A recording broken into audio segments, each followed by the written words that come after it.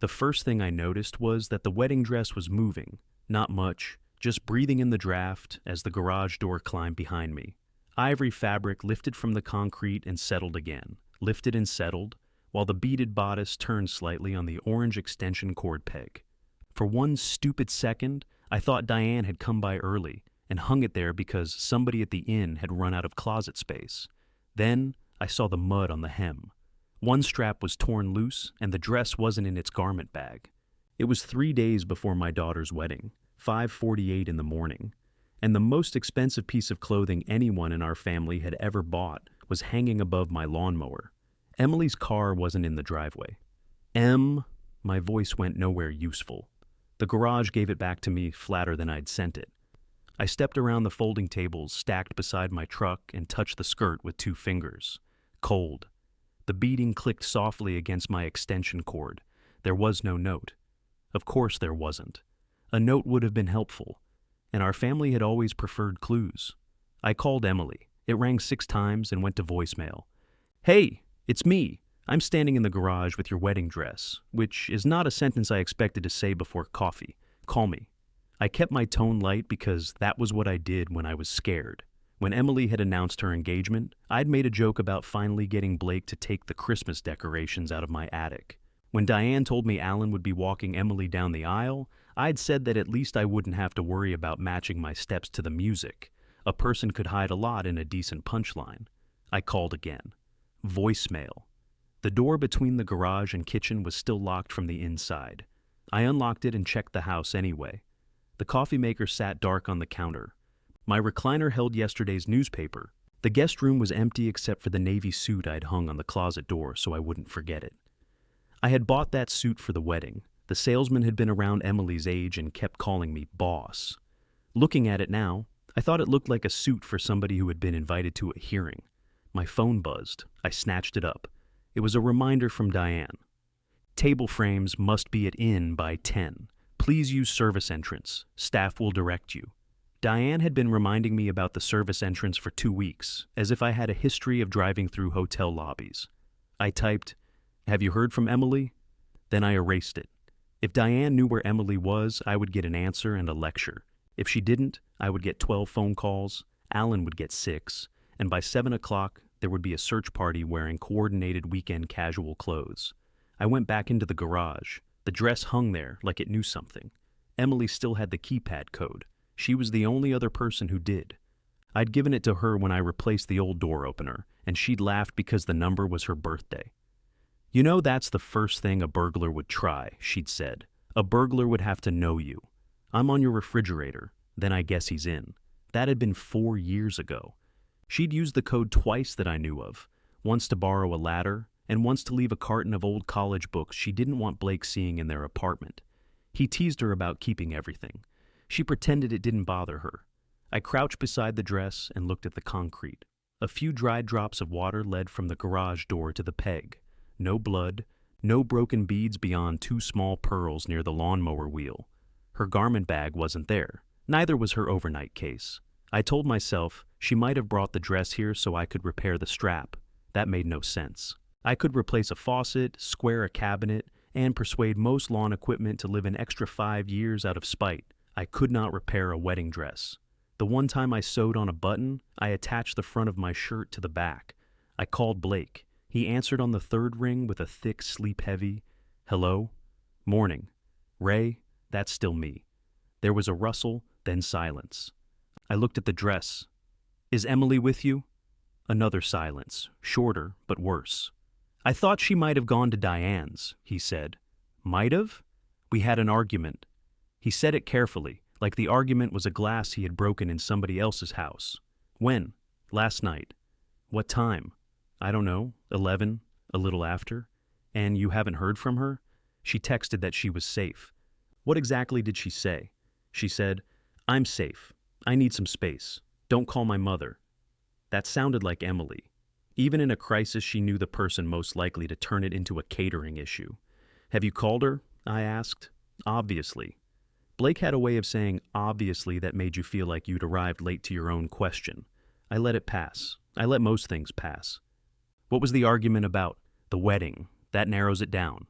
Ray, I'm sorry. I know how that sounded. I'm not grading the sound. He exhaled into the phone. In the background, I heard a door shut. They were already at the Lakeside Inn, where Diane had reserved rooms for what she called the immediate family. My reservation was at a motel down the road, because the inn had been full by the time anyone thought to ask whether I needed one. She's under a lot of pressure, Blake said. Everybody is. We were talking about the ceremony, and it got out of proportion. Which part? This isn't something I want to do on the phone. Then tell me where she is, and we can do it wherever she went. I don't know where she is. That landed harder than I expected. Blake and Emily had been together nearly 5 years. They shared groceries, passwords, a gray sectional neither of them liked, and an elderly dog that preferred Blake unless there was thunder. Yet 3 days before their wedding, Emily had taken her dress and disappeared somewhere he couldn't name. He said, "She didn't go to your place, did she?" I watched the ivory skirt breathe. "No," I said. "It came out easy." That bothered me almost as much as the dress. "If she contacts you, will you tell me?" "Yes." "And Diane?" "I haven't spoken to Diane." "Good." "Don't yet." "She'll make this." He stopped. "Make this what?" "Bigger." I looked at 12 half-finished table frames leaning against the wall. Emily wanted old photographs displayed on them at the reception. Diane and Alan at holidays, Blake's parents on their anniversary, Emily with friends, grandparents, cousins. She had sent me one photograph of the two of us. It had been taken at her engagement dinner, and Alan's shoulder was visible along the edge because Diane had cropped him out badly. "How big is it now?" I asked. "Please don't do that." "Do what?" "That quiet thing where I'm supposed to hear what you're not saying." I almost laughed. It was a more accurate description of me than anything my own family had managed in years. "I'm standing in my garage before 6 in the morning, Blake. Quiet is all I've got. I'm going to drive around. Call me if you hear from her." He hung up before I could answer. I poured coffee and carried it into the garage. The morning was warming, but the concrete still held the night. Outside, a delivery van coughed its way down the street. Somewhere behind the houses, a sprinkler clicked back and forth with the patience of a metronome. My work list was clipped to the sun visor in my truck. Diane had printed it in color. Thursday, frames, easels, welcome baskets. Friday, ceremony signs, lanterns, emergency toolkit. Saturday, arrive by 9, check loose chairs, remain available. Remain available was underlined. Emily had called me 2 nights earlier to go over the schedule. "Mom is just nervous," she'd said. "Your mother came out nervous." The doctor slapped her and apologized. Emily had laughed, but not for long. "Please don't joke like that at the rehearsal dinner. I wasn't planning to discuss your mother's birth. You know what I mean." I did. Diane had rewritten my toast because my original version included a line about Emily once returning a blender 6 months after buying it because she had finally admitted she hated smoothies. Diane said it made Emily sound indecisive. My revised toast said marriage was a journey and Blake was a wonderful partner. It sounded like it had been written by the lobby of a bank. That night, after we finished discussing lanterns, Emily had gone quiet. "You all right?" I'd asked. "Yeah. Just tired." "You sure?" "Yes, Dad." "Okay." There had been a place to press. I had heard it and stepped around it. That was another thing I was good at. At 6:20, my neighbor Sal opened his side door and came outside in plaid pajama pants, carrying a trash bag and a mug. Sal was 68, retired from something he described differently depending on how much time you had, and incapable of seeing an open garage without treating it as an invitation. He crossed his yard, stopped at the edge of my driveway, and stared. "Well," he said, "you finally ordered something interesting." "Morning, Sal. Should I congratulate you or call somebody?" "Neither." He squinted at the dress. "That Emily's?" "Yes." "Wedding's Saturday. I'm aware. Dress is here. You remain sharp." He came closer but did not step into the garage. Sal understood boundaries. He simply liked standing directly on top of them. "She here too?" "No." His face changed, not dramatically. Sal had buried one wife, divorced another, and raised 3 adults who communicated mostly through requests for tools. He recognized the difference between a funny situation and one that was only wearing funny clothes. "You need anything?" he asked. "I need people to stop asking me that before I know." "Fair." He lifted his mug toward the dress. "That mud? Looks like it. Rained near the lake last night." "I know." Sal studied me for another second. Coffee's terrible today if you want some. I've got coffee. Mine's worse. I'll keep it in mind. He walked back across the lawn without another question. That small kindness nearly undid me. At 6:37, Emily called. I answered so fast I spilled coffee across Diane's work list. Where are you? Good morning to you too. Her voice was rough, but it was hers. Emily, I'm safe. That isn't a location. I'm at a motel. Which motel? She hesitated, then named one off Route 17, a low brick place beside a closed seafood restaurant. 20 miles away. I'm coming. No, I wasn't asking. Dad, please. You left a wedding dress in my garage like a mob warning. Despite everything, she made a sound that was almost a laugh. Then she started crying. Emily hated crying where anyone could hear. She would apologize for it, turn away, find a task. I heard a faucet run on her end, as if water could cover the sound. I sat on the truck's running board. Are you hurt? No. Did Blake hurt you? No. Nothing like that. Then tell me what happened. I can't yet. The dress is muddy. The strap's torn. I know. How did you get here? I drove. In that dress? No. I picked it up after we fought. Why bring it to me? The faucet stopped. For several seconds, all I heard was her breathing and the faint rattle of an air conditioner. Because I knew you wouldn't let Mom take it, she said. I looked at the dress hanging above the lawnmower, at the tables in my truck, at my suit waiting inside. Take it where? Back to the inn, back to the fitting, back to whatever was already decided. Emily, what are you telling me? I don't know. You knew enough to drive 20 miles. I knew I couldn't look at it. Why? Her answer came so quietly I had to close my eyes to hear it. Because I don't know if I can put it on. Then don't, I said. She went silent. I could hear traffic passing outside her motel room, tires hissing over damp pavement. I don't mean don't ever put it on, I said. I mean don't put it on while you're crying in a motel because somebody already paid for salmon. We're serving chicken. That fixes everything. Another almost laugh. I took it. Small victories were still victories. Stay there, I said. Dad, lock the door. Don't answer it unless it's me. I told you not to come, and I heard you. That's how I know what I'm ignoring. You never ignore me. I'm trying new things. I hung up before she could turn the conversation into a request I might obey. The dress was still moving in the breeze.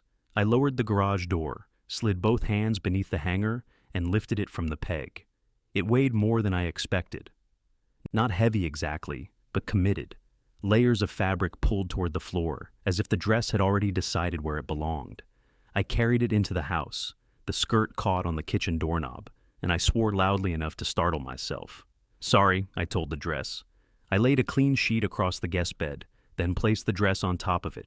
The loose strap curled beside the bodice.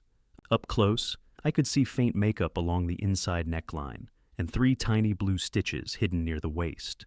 Emily had shown me those during one of the fittings. Something old, something new, something borrowed, something blue. Diane had turned the whole tradition into a procurement project. I closed the bedroom door. My phone rang before I reached the kitchen. Diane. I let it ring while I poured the coffee out of my mug. Then I answered. Good morning. Where are you? My kitchen. You were supposed to leave by 6:30. The schedule says the frames have to be there by 10. Yes, but Alan spoke with the banquet captain, and they'd prefer earlier. How much earlier? Now. They're not finished. A pause. What does that mean? It means they're not finished. They have to be finished. I understand the theory, Ray. This is not the day for your little comments. I thought Saturday was not the day. Every day this week is not the day. That sounded exhausting, even for her. In the background, I heard doors opening and closing. Someone asked about place cards. Diane covered the phone and gave 3 instructions without taking a breath. She had always been able to turn any room into her headquarters. The problem was that everybody in it eventually became staff. Have you spoken to Emily? I asked. The noise on her end seemed to fall away. Why? It's a question. She's probably still asleep. You haven't seen her? She has her own room, Ray. She's 32 years old. I don't check whether she's in bed. I didn't ask if you checked her bed. What is going on? I leaned against the counter and looked toward the closed guest room door. Call her. I have called her. She isn't answering because she is exhausted. She and Blake were up late discussing some last-minute seating issue. What seating issue? I don't know. Nothing. Nerves. Diane had a category called nothing. It included anything she didn't want examined. Did she tell you they argued? All couples argue before a wedding. Did you argue before ours? We should have. That one got through. I didn't answer. Her voice softened, which was usually more dangerous than when it sharpened. Ray, if Emily has called you about something, please don't encourage her anxiety. She needs calm people right now. I looked down at my hand. I had folded the edge of the work list against the counter until it cut into my thumb. I'll keep that in mind. Bring the frames. I'll call you later. Ray. I ended the call. The drive to Route 17 took 34 minutes. I knew because the clock on my dashboard was 3 minutes fast, and I spent most of the trip subtracting. The road curved around the lake before cutting south through a row of low hills. Rain had darkened the trees, and mist sat over the water in long white bands. The lakeside inn was on the opposite shore, hidden behind the ridge. I imagined the ballroom lights already on, white tablecloths spread, staff carrying boxes with Emily's name printed on labels. My truck smelled like sawdust, coffee, and the lavender sachets Diane had put in the welcome baskets. She said the scent was calming. So far it had failed everybody. The motel appeared behind a sign advertising weekly rates and free cable. Half the letters in Seabreeze Motor Lodge were burned out, which was fitting, since the nearest sea was several states away. Emily's car was parked outside room 114. I knocked twice. It's me. The deadbolt slid, then the chain. She opened the door 6 inches and looked past me toward the parking lot. You alone? I left the string quartet in the truck. Come in. She wore black leggings, a gray sweatshirt, and no makeup. Her hair was twisted into a knot that had mostly surrendered. She looked tired, but not fragile. Emily had never looked fragile. Even crying, she gave the impression she might stop to correct your grammar. The room smelled like air freshener and old carpet. A paper cup sat beside the television. Her overnight bag was open on the second bed, clothes folded inside with insulting neatness. You packed, I said. I keep a bag in my car. Why? Work trips. Emily managed marketing campaigns for regional restaurants. Her job involved convincing people that ordinary sandwiches had personalities. She closed the curtains. Does Mom know? She knows something is wrong. That means she knows nothing and has formed a committee. She asked me to bring the frames. Did you? No. Emily looked at me then. You didn't? The earth continues to rotate. She sat on the edge of the bed and pulled one sleeve over her hand. Where's the dress? Guest room. I left it in the garage. I noticed. Why'd you move it? Because I use power tools in there, and the dress has enough problems. Her eyes narrowed. What problems? The strap. It's not a problem. It can be fixed. Okay. And the mud comes out. I didn't say it didn't. I know how it looks. I haven't said how it looks. That's worse. I sat in the room's only chair. It had wooden arms polished by years of nervous hands. Emily stood again and crossed to the window, then remembered she had closed the curtains. Blake called you. Yes. What did you tell him? That you weren't at my place. Technically true. Technically a lie. You didn't have to lie. You asked me not to tell anyone. Not telling isn't lying. That's a distinction our family has gotten a lot of mileage out of. She turned. What does that mean? It means, tell me what happened. Her mouth tightened. She picked up the paper cup, discovered it was empty, and crushed the rim between her fingers. We were going over the ceremony, she said. Mom changed the processional again. I'm no longer entering by parachute. You joke, but she considered having you and Alan walk in together. That would be romantic. Dad. Sorry. She thought it would show unity. Alan hated it. Then she decided Alan would walk me in and you'd already be seated. I know. No, you were supposed to be in the front row. She moved you behind Aunt Louise because Alan's sister is coming and there isn't enough room. I can see over Aunt Louise. Stop. The word came out hard. She pressed the empty cup against her thigh. Stop making it sound fine. I shifted in the chair. I didn't say it was fine. You never say anything is fine. You just make a joke until everybody gets to proceed as if it is. The air conditioner clicked off. Without it, the room was too quiet. What did Blake say? I asked. She sat again. He said, maybe you shouldn't come. I looked at the curtains. There were pale vertical lines where the sun had bleached the fabric. Why? Mom was upset. Alan was upset. Blake said the ceremony had become a referendum on who my real father was, and nobody wanted that. Did I make it a referendum? No. Did I say I wouldn't come? No. Did I ask to walk you down the aisle? Her answer took a second. No. That hurt more than if she'd said yes. I rubbed my palms over my knees. All right. No, it's not all right. I meant I heard you. She looked down at the crushed cup. I told Blake you would never cause a scene. I said you'd sit wherever I asked and be nice to Alan and do the stupid toast Mom wrote. She took out my best blender material.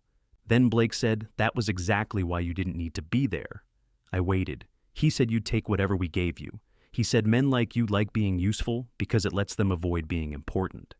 The sentence entered the room and sat between us. Emily's face had gone red. I defended you. How? What? What did you say? I said he didn't know you. Does he? He's known you 5 years. That wasn't my question. She stood so quickly the mattress springs squeaked. This is not about whether Blake knows you. It's a little about that. He insulted you. He described me. No, he didn't. I've spent 6 weeks building things for a ceremony where another man is walking my daughter down the aisle. You said you were okay with that. I know. You didn't hesitate. I asked you in person, and you smiled and said you'd be proud to watch. I will be proud to watch. If I marry him? The words came out before she seemed ready for them. She stared at the carpet. I leaned forward. Did Blake threaten you? No. Call you something? No. Put his hands on you? No. He got angry. I got angry. We said things. What things? She hugged herself. He said I was acting shocked because I didn't want to admit he was right, that I treat you the same way everybody does. And you left. I went to my fitting. At midnight? The seamstress was still at the inn. Mom arranged it. Everybody is there doing everything at all hours because apparently civilization ends Saturday afternoon. That sounded like Diane. I took the dress. I walked out through the back because I didn't want anyone to see me, and it was raining. The strap caught on the car door. I drove to your house, but your kitchen light was off. You could have knocked. I know. Why didn't you? She looked at me then, and her anger was gone. I almost wished it back. Because I had just spent an hour defending you, she said, and I couldn't face you until I knew whether I had any right to. I sat back. Outside, a truck shifted gears on the highway. The sound rose, strained, and faded. You don't need a right to knock on my door. That's exactly the kind of thing you say. What should I say? That you're angry. I don't know what I am yet. Well, I am. I'm angry at Blake. I'm angry at Mom. I'm angry at Alan for standing there with that wounded expression he does whenever anyone mentions you're my father. And I'm angry at you. Fair enough. There. That. What? You make it so easy. I came here, didn't I? She stared at me. I stood and picked up her car keys from the dresser. What are you doing? Getting breakfast. I'm not hungry. That makes one of us. You're not taking my keys. I wanted to see if you'd stop me. She snatched them from my hand. Good, I said. Do more of that. Her eyes filled again, but this time she laughed once, sharply. I opened the door. Dad, I turned. Don't make me go back. I won't. Relief crossed her face. But I'm not going to help you hide here for 3 days either. The relief vanished. I held the door open. My garage isn't a decision, Emily. It's a pause. We eat, then you decide what you're doing next. And if I can't, then Saturday's still coming. She followed me outside, wearing the expression she usually saved for people who said, circle back in meetings. You can't put a deadline on this. I didn't. The calendar did. I know when the wedding is. Then we're both caught up. She locked the motel door, tested it twice, and shoved her keys into her sweatshirt pocket. The nearest place serving breakfast was a diner attached to a gas station across the highway. Emily insisted on driving because she didn't want to leave her car at the motel. I climbed into the passenger seat and moved 3 empty coffee cups from the floor. Work trips? I asked. Don't. A garment bag hook was still clipped above the back door. One broken pearl rested in the seam of the passenger seat. I picked it out and put it in the cup holder. Emily saw but said nothing. The diner had 6 red booths, a counter, and a handwritten sign promising real maple syrup for an additional $1. A waitress with silver hair brought us coffee before we had taken off our jackets. You two traveling? She asked. Emily and I looked at each other. Something like that, I said. Wedding, Emily said at the same time. The waitress brightened. Whose? Emily opened her menu. Nobody's, if I can help it. The waitress looked at me. She's the cheerful one, I said. I'll give you a minute. She left the pot. Emily stared at the breakfast specials. Why did I say that? Because you haven't slept. I slept an hour. That's 20 minutes more than your mother thinks is necessary. She rubbed both hands over her face. Her engagement ring caught the fluorescent light. It was a narrow gold band with a square diamond, simple enough that Diane had called it tasteful in the tone she used when she meant undersized. You're wearing it, I said. Emily lowered her hands. What? The ring. Of course I'm wearing it. I was making an observation.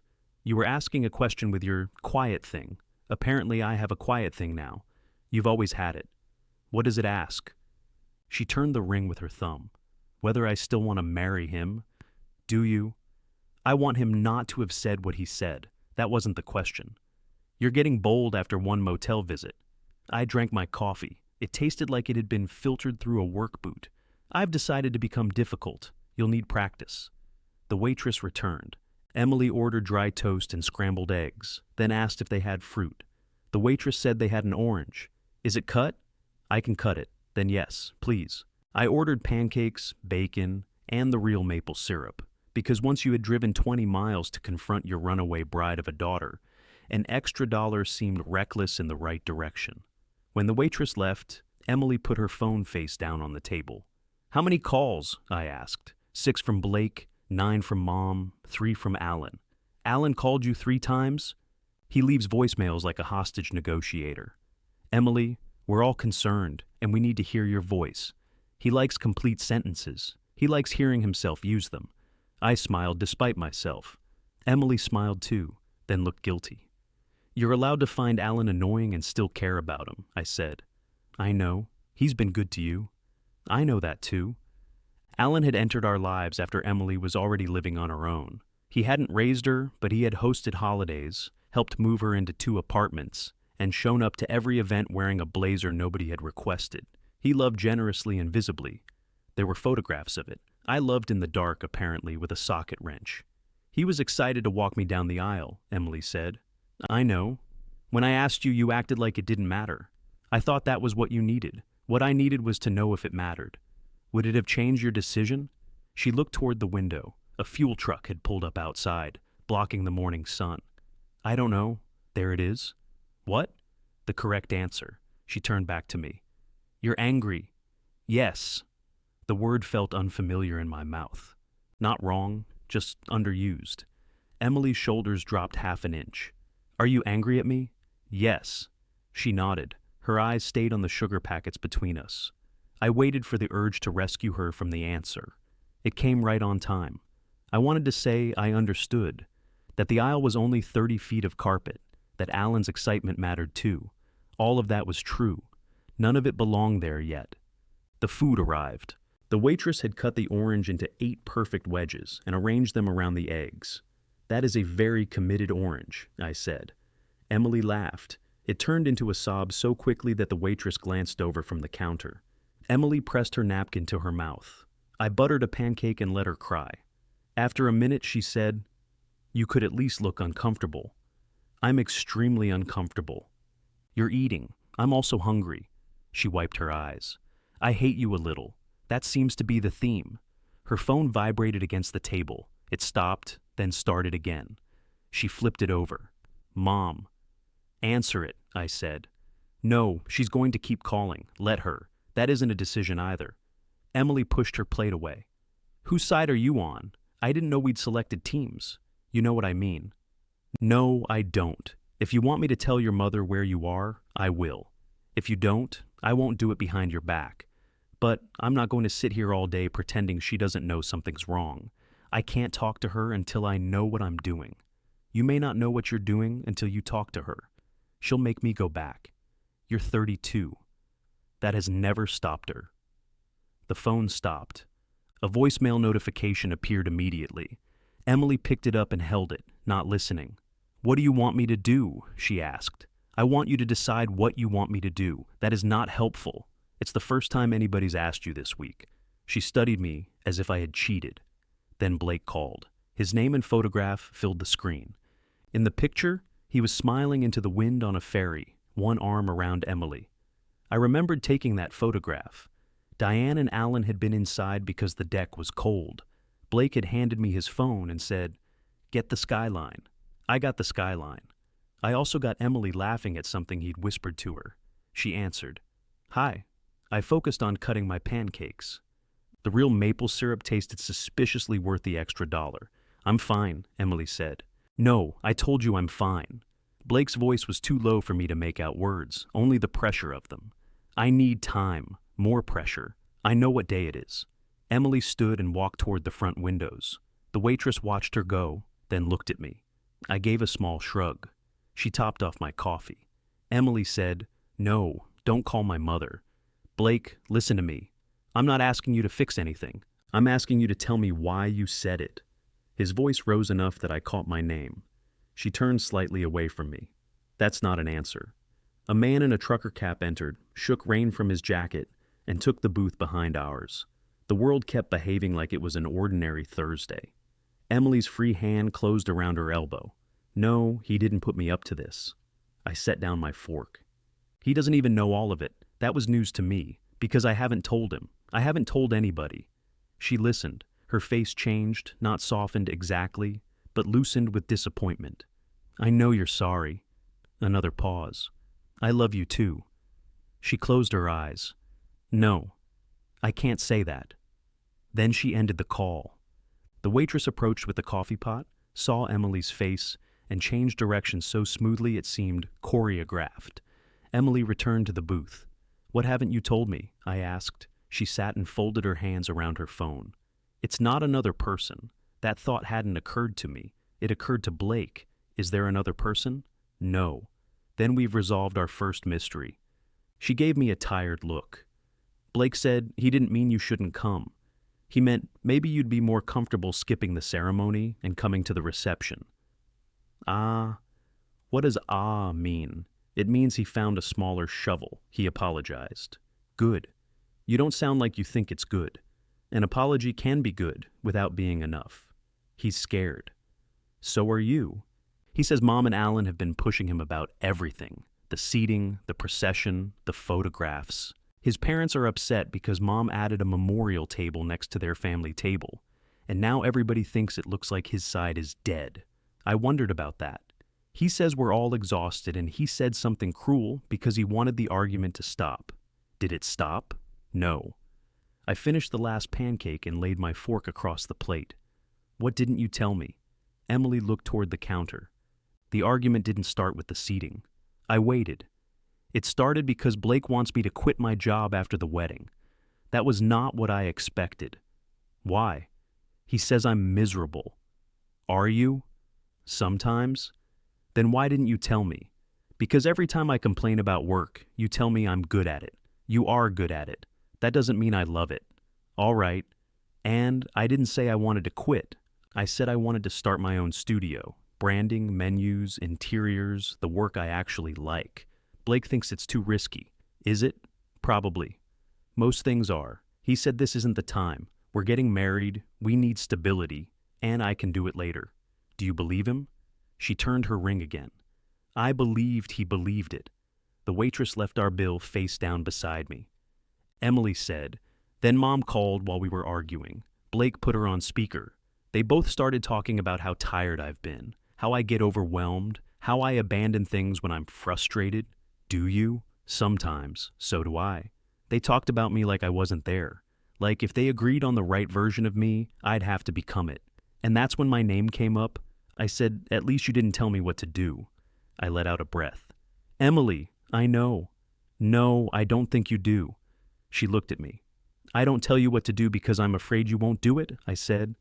"That's not the same as respecting your choices." The words surprised both of us. I reached for the bill. "What happens now?" she asked. "You call your mother." Her jaw tightened. "You don't have to cancel anything today," I said. "You don't have to forgive Blake today.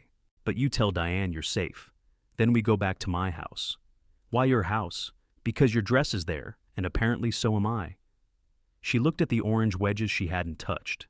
"Will you talk to Mom?" "I'll be in the room." That isn't what I asked. I know. She gave me a long, unhappy look, then picked up her phone. Diane answered before the first ring finished. Emily, where are you? Emily glanced at me. I'm with Dad. Even from across the table, I heard my ex-wife become completely silent. Diane recovered quickly. What does that mean? Emily's eyes closed for half a second. It means I'm with Dad. I heard the words. I'm asking where. We're having breakfast. Where? A diner. Which diner? Emily looked at me. I shook my head, not because the location was secret, but because Diane could make a map coordinate sound like a confession. Mom, I'm safe. I know you're physically safe. Blake told me you left the inn after an argument, and now you're with your father, who has been asking strange questions all morning. I held out my hand. Emily frowned. I mouthed, "Don't." She pulled the phone closer to herself. Dad didn't do anything. I didn't say he did. You were about to. On the other end, I heard Diane move somewhere quieter. A door closed. Emily? Blake is devastated. He hasn't slept. His parents are asking what happened. The seamstress is looking for your dress, and your phone has been off for hours. My phone wasn't off. Then you ignored 9 calls. I counted 2. This is not funny. I'm not laughing. Diane's voice softened. Come back to the inn. You and I can talk privately. No. The word startled Emily as much as it startled me. She sat straighter. No? I don't want to come back yet. Then where is the dress? Emily looked at the ceiling. Why is that your next question? She asked. Because the seamstress is waiting. The final fitting was not finished, and you walked out without telling anyone. She has another wedding tonight. The dress is at Dad's. I watched the trucker in the booth behind us squeeze ketchup onto his eggs. He paused with the bottle in the air. At Ray's house? Diane said. Yes. Why? Because I put it there. Why would you do that? I don't know, Mom. The dress cannot be lying around in a garage. It's not in the garage anymore. How do you know? Because Dad moved it. Diane made a sound that belonged to someone who had just learned I was performing surgery. Moved it where? The guest room, I said. Emily glared at me. What was that? Diane asked. I leaned across the table. The dress is on a clean sheet in the guest room, Diane. No one is using it to change the oil. You're on speaker now, Emily said, tapping the screen. I had gathered that. Ray, why didn't you call me the moment you found it? Because it's Emily's dress. That is not an answer. It's the one I have.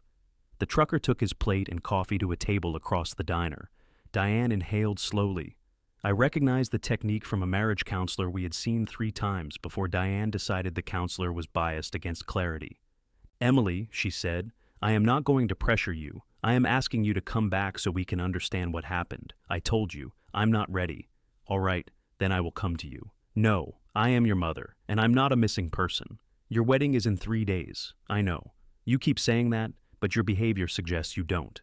Emily's face went still. There it was. The small turn Diane could make without raising her voice. Concern sharpened into judgment, then presented itself as common sense. I pointed at the phone. Emily looked at me. Hang up, I mouthed. She shook her head. Mom, Blake asked me to quit my job. Diane's answer came too fast. He did not. He did. He told you that if you're so unhappy, you should consider taking some time after the wedding. You were on the phone. You know what he said. I know what both of you said. You told him you hate your job. I said I hate the work they give me. That sounds like hating your job. I want to start my studio. Eventually. Why does everybody get to decide that word for me? The waitress approached our table with a cardboard container. She silently placed Emily's untouched orange wedges inside, folded the lid, and retreated. Diane said, Nobody is deciding anything. We are trying to keep you from making 5 life changes in 1 emotional week. The wedding is one of the changes. Silence. Emily's fingers tightened around the phone. I looked at her, but she wasn't looking at me. She stared through the window at the fuel truck pulling away from the pumps. What does that mean? Diane asked. It means I don't know if I'm getting married Saturday. A fork clattered in the kitchen. For once, Diane had no immediate response.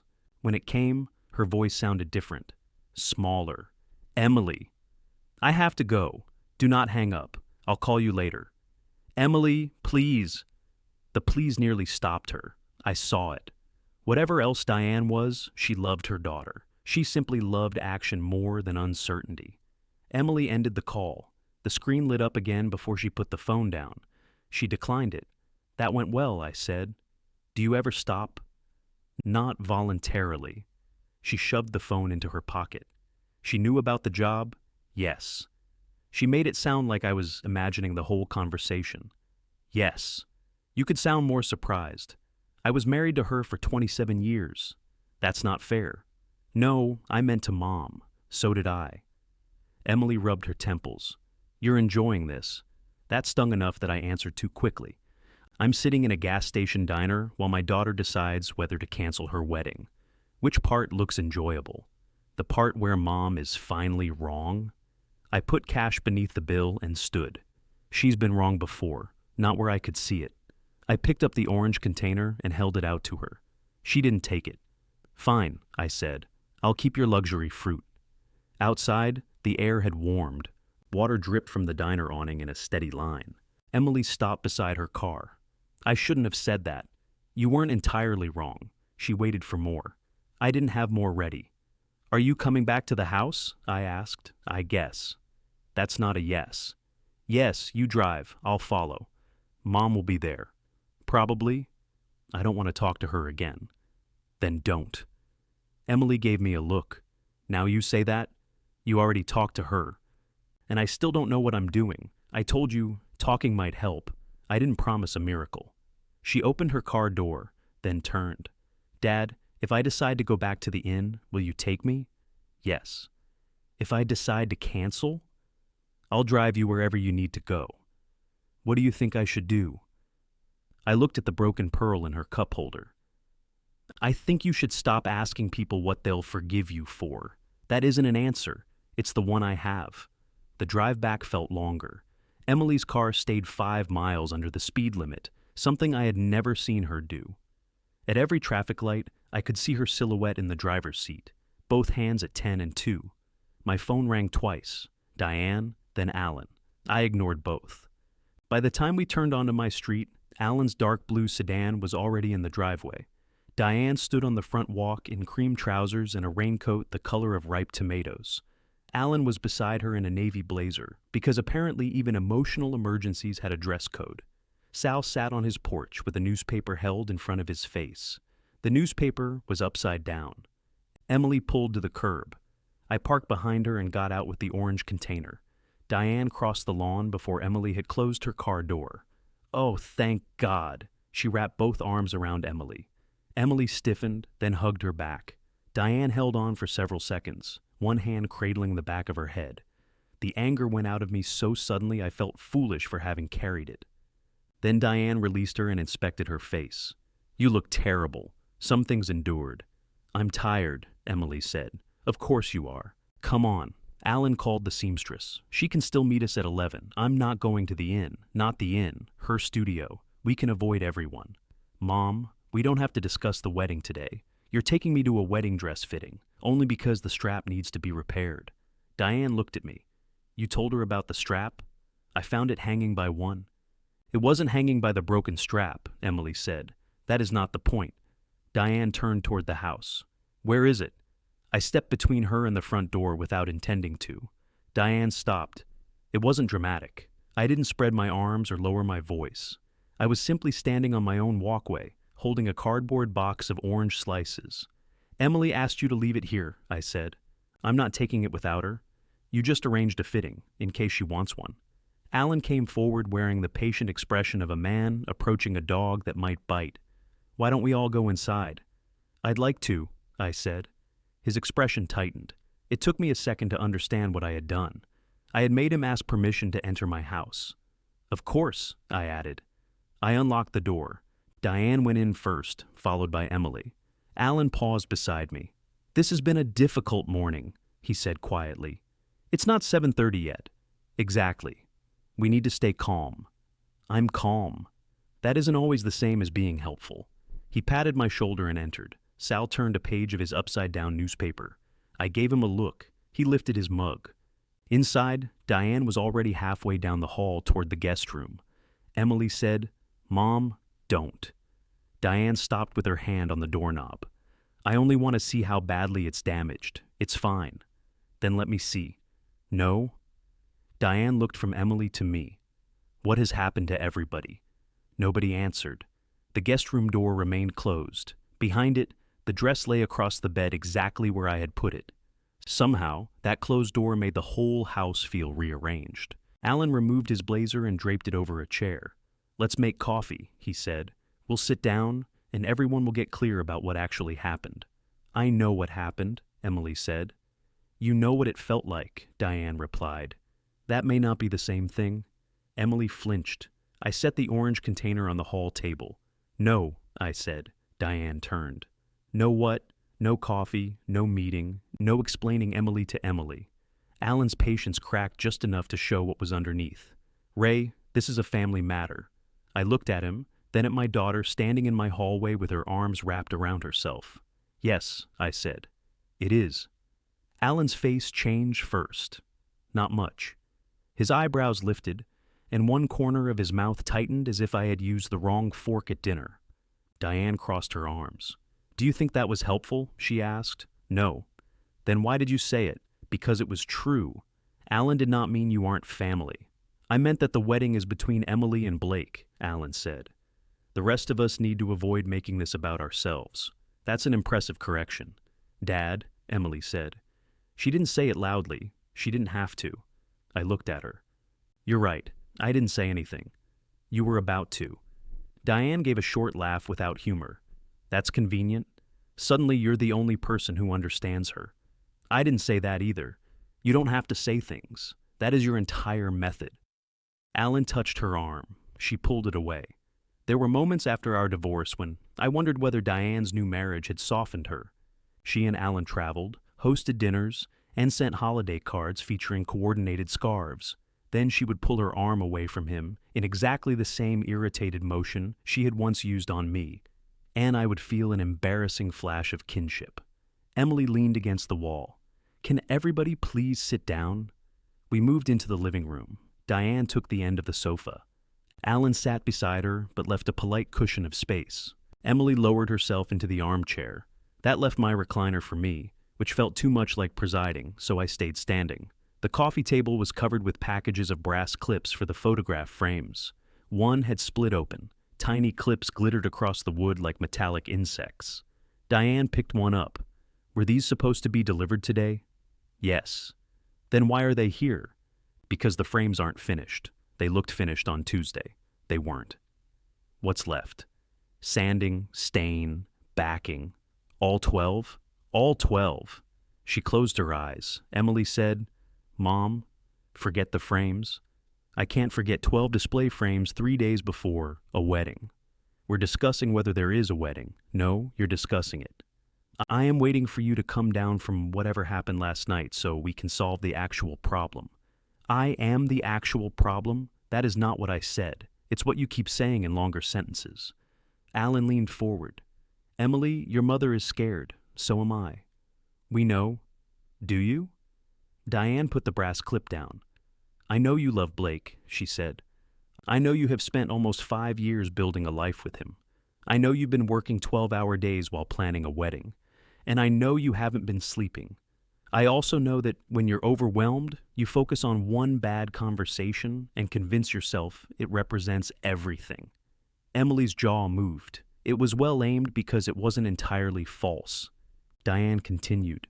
Do you remember the apartment you almost gave up because the bedroom window stuck? The landlord painted it shut, and it was fixed the next day, after Dad came over with a utility knife. Diane glanced at me. That isn't relevant.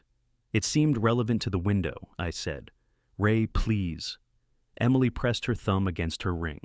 I'm not canceling because of one conversation, she said. You aren't canceling at all. You don't get to say that.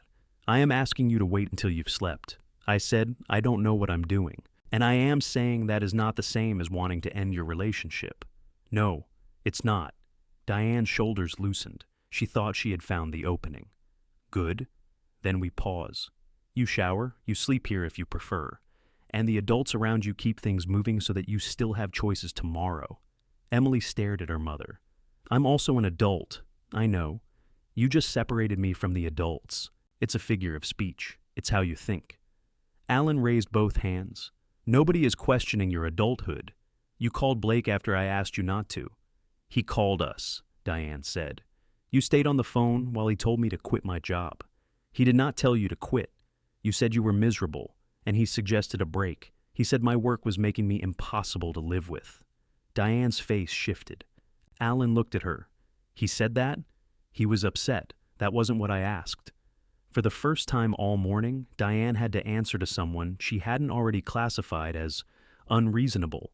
Yes, she said. He said it. Alan leaned back. His gaze moved to Emily. That was wrong. Diane turned toward him.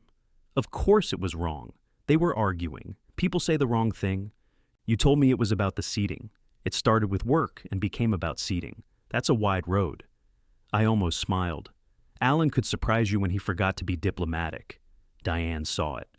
Don't, she said to me. I didn't do anything. You're pleased. No, you are. You've been waiting years for someone to prove that I manage too much and Alan understands too little. Alan looked offended on behalf of his understanding. I sat on the edge of the recliner. Maybe I have, I said. Emily looked at me. Diane did too. She had prepared herself for denial and didn't know what to do with the empty space. I've spent a long time being angry about things I agreed to, I said. That doesn't make me right. No, Diane said. It doesn't. Mom, Emily warned. No, he wants honesty. Let's have it. Diane stood. Nobody erased your father from this wedding. I asked whether he wanted to walk you down the aisle with Alan. He said no. Emily turned to me. I remembered the conversation. Diane had called while I was underneath the bathroom sink, replacing a valve. What she had said was, Alan would be honored to walk Emily down the aisle, and we wondered whether you'd prefer to be seated or join him. There were questions shaped like doors and questions shaped like walls. I said Alan should do it, I said. You said you thought it was more appropriate, Diane replied. Did you want to walk me? Emily asked. The room waited. Yes. One word. It took more effort than carrying the dress. Emily's mouth opened, then closed. Why didn't you tell me? Because you asked Alan. I asked him because Mom said you didn't care. I never said he didn't care, Diane said. You said he'd be relieved. He told me he was relieved. I said it would be easier. That means relieved. No, I said. It means easier. Diane's expression sharpened. You cannot punish everybody now because you failed to communicate. I'm not punishing anyone. You've withheld information about Emily, lied to Blake, ignored calls, and refused to deliver things you promised. I didn't refuse. You're sitting beside unfinished frames. The accuracy of it irritated me. Emily looked from Diane to me. Did you stop working on them because of this? No. I stopped at 11 last night because the stain fumes were making me see two of everything. Will you finish them? If you want me to. Diane spoke before Emily could. Of course she wants you to, I asked Emily. Stop making her decide every individual detail while she's exhausted. That's the problem, Emily said. Everybody keeps finishing my sentences because I look tired. She stood. I want the dress to stay here. I want the frames to stay here. I want one day where nobody keeps the wedding moving behind my back. Diane went pale. We cannot put an event this size on hold for a day. Then cancel the things that can't wait. You don't mean that. See? Diane looked at Alan for support. He rubbed the bridge of his nose. A day is not unreasonable. The caterer needs final numbers. The numbers won't change in a day. The flowers will remain flowers. I liked Alan more than I had 20 minutes earlier. That was inconvenient. Diane picked up her purse. Fine. One day. But the seamstress needs the dress by tomorrow morning, or she cannot guarantee the repair. I'll decide tomorrow, Emily said. And you will answer your phone. I'll answer when I can talk. That isn't good enough. It has to be. Diane looked at me. You've done an excellent job. There was no interpretation under which she meant the frames. I didn't tell her to say any of this. No. You just gave her a place to run where every old resentment could sit down beside her. Alan put on his blazer. As he passed me, he said quietly, I really did offer to walk together.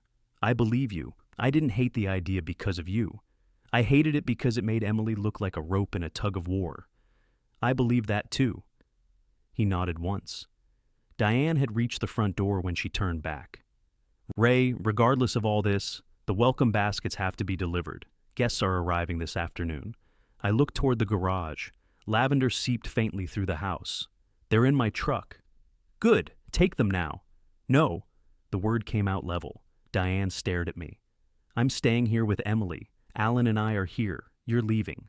Then give Alan your keys. I'll unload them. You can take them in your car. You loaded them incorrectly last time, she said. I almost admired her commitment. They're baskets, Diane, not uranium. Emily covered her mouth, but the laugh escaped anyway.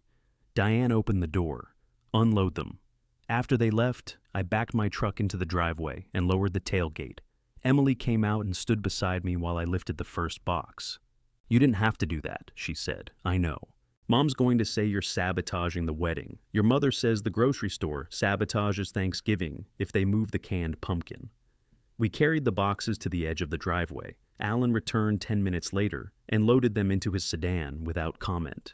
When the last box was gone, Emily looked into the garage. The dress should be in here, she said. Why? Because that's where I put it. We brought it back together. I hung it carefully from the extension cord peg, and Emily spread the skirt so the muddy hem wouldn't fold beneath itself. For a while, we stood there without speaking. Then she asked, Were you really proud to watch Alan walk me? I would have been proud of you. That's not what I asked. No, I said. I would not have been proud to watch him take my place. Emily didn't look relieved by the truth. She folded her arms and stared at the dress. You should have told me.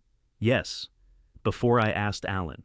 Yes. Before Mom ordered programs with his name in them. Yes. Her eyes snapped toward me. Could you say something besides yes? I could explain, then explain.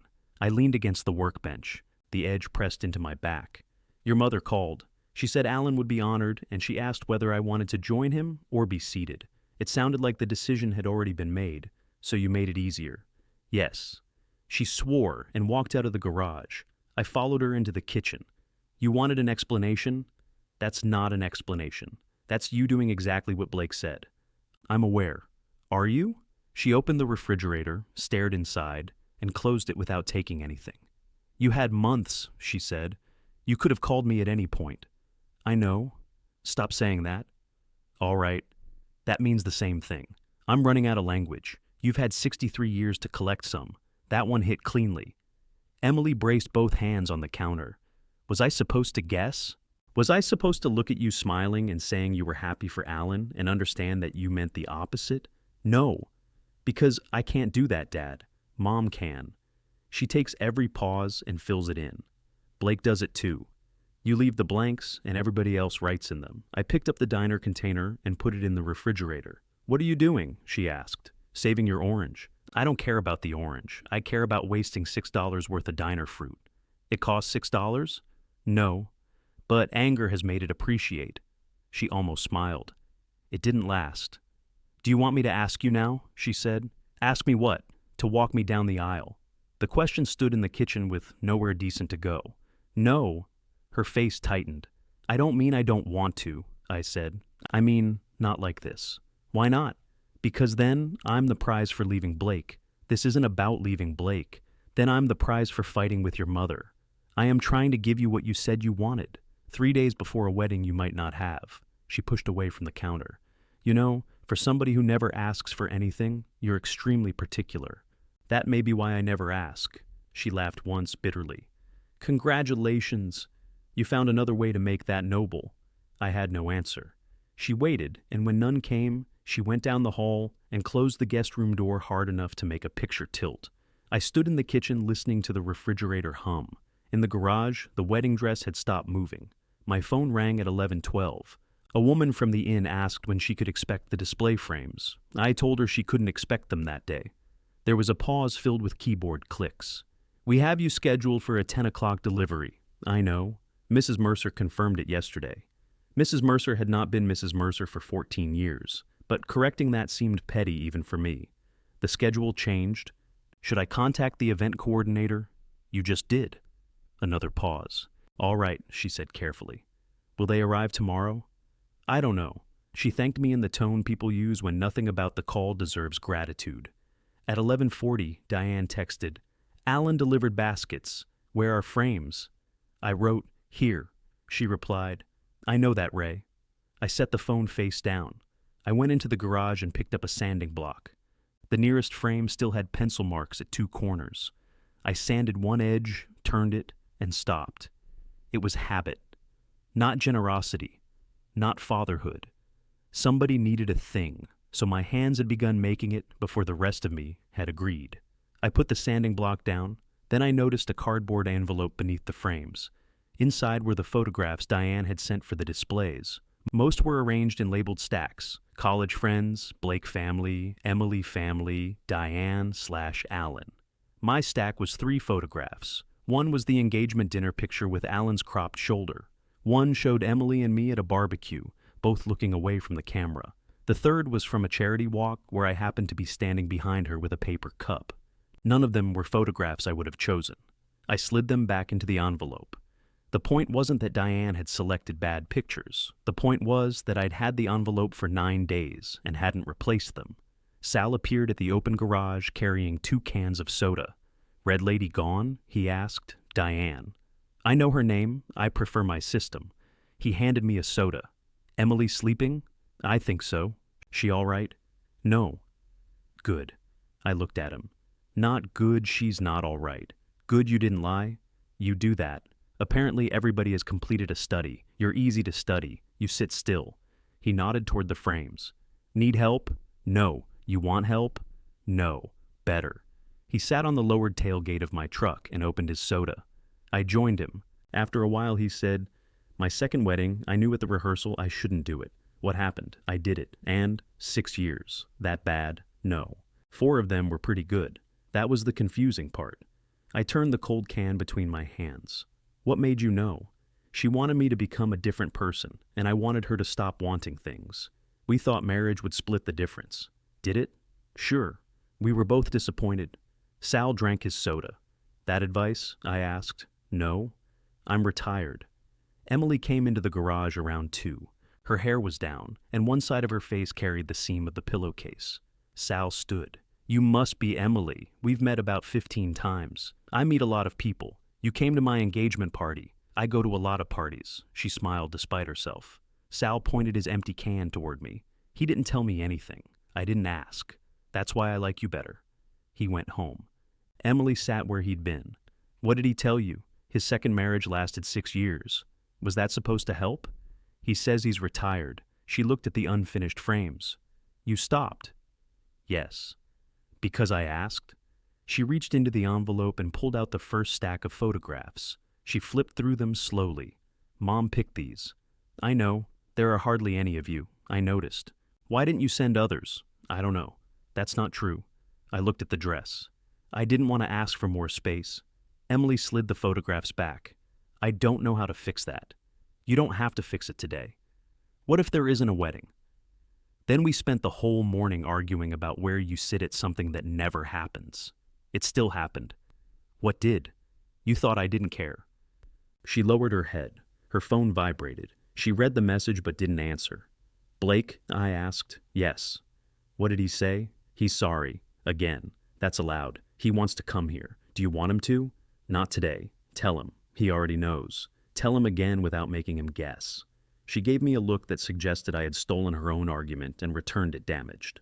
Then she typed. I carried 2 kitchen chairs into the garage, and we spent most of the afternoon there. Emily opened her laptop but did no work. She showed me sketches she had saved for the studio she wanted to start. Restaurant logos, menu layouts, ideas for small dining rooms. One design turned a narrow sandwich shop into a place that looked warm and intentional instead of apologetic. "You did all these?" I asked. "Some are just concepts. They're good. You always say that. They are. You also said the green dress Mom made me try on looked good. You looked like a sofa." She stared at me. I was trying to be supportive. That is exactly the problem. I laughed. She did too. She told me she had enough possible clients to begin part-time, but Blake thought part-time would become all the time. He was not completely wrong. Emily worked until ideas surrendered. She could disappear into a project and emerge angry that everyone else had eaten without her. "He worries," she said. "So do I. You never tell me not to do something. We've covered my defects. He wants a stable life. Do you?" "Yes, I also want mine." At 5, we made grilled cheese sandwiches. At 5:20, Diane sent a message to the family wedding thread. Emily is resting with Ray after an exhausting week. Everything remains on schedule. Rehearsal details unchanged. Please give her quiet and direct questions to me. Emily read it aloud from the kitchen table. My phone began vibrating against the counter as replies arrived. Hearts, prayers. A joke from Aunt Louise about cold feet. Blake's mother thanked Diane for handling things. Emily stood so abruptly her chair scraped the floor. She told everyone, "I'm tired. You are tired." She told them the wedding is happening. Is it? I don't know. Then tell them that. Her face went white. In the family thread? It's your family. It's Blake's family, too. That's generally how wedding threads work. You say that like it's easy. No, I say it like it belongs to you. She stared at the phone while more replies appeared. Then she began typing. This is Emily. I am safe, but the wedding is not currently on schedule. Blake and I need time to talk. Please pause rehearsal and delivery plans until we update everyone tomorrow. Do not contact my parents for answers they do not have. Her thumb hovered above the screen. Once I send this, I can't take it back. You can delete it. You know what I mean? Yes. She hit send. For 10 seconds, nothing happened. Then 3 dots appeared beneath Diane's name. They vanished. Blake replied first. Emily and I are working through a private matter. Please respect what she asked. We'll speak tomorrow. Emily read it twice. That was decent, I said. Yes. Her eyes filled, which seemed unfair but made perfect sense. Then my phone rang. Diane, I answered. What have you done? She asked. I looked at Emily, still holding her phone with both hands. Nothing, I said. She finally did. Diane lowered her voice. She did not write that alone. I put the phone on speaker and set it on the kitchen table. Emily's face hardened. I wrote every word. Then your father stood over your shoulder while you did it. He was across the table. That isn't what I meant. I know. Diane exhaled. Emily, Blake's parents drove 9 hours. Your aunt changed flights. People have taken time away from work. The inn has begun setting the ballroom. That's why I told everyone now. You told them nothing. You created panic without giving anyone an explanation. I don't owe the family thread an explanation about my relationship.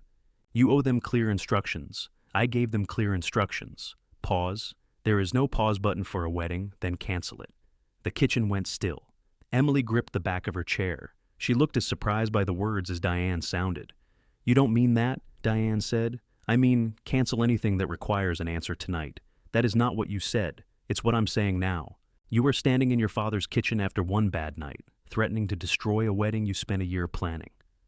I am not threatening anything. Then come back and talk to Blake. He's coming here tomorrow. I looked at her.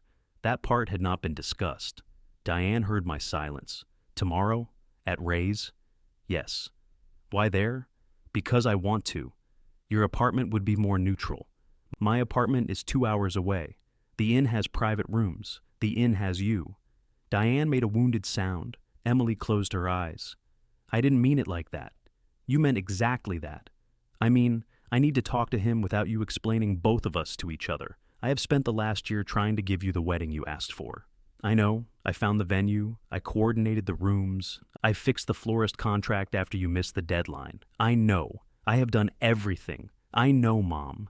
And now you're treating me like I'm the problem. You are part of the problem. The sentence landed hard enough that I nearly reached for the phone. Old instincts. Get between them, reduce the temperature, offer a task. I kept my hands on the table. Diane said, Your father is enjoying this. Emily looked at me. No, she said, he isn't. He gets to be the safe parent for 48 hours while the rest of us deal with the damage. That's not fair, I said. You don't get to decide what's fair. You disappeared into your garage for years, and now a crisis arrives there with a white dress, and suddenly you're the center of her life. Emily flinched. I felt the words hit because there was enough truth in them to find a soft place. I'm not the center, I said. You've always wanted to be needed without being questioned. Now she needs you, and you can call every old grievance wisdom.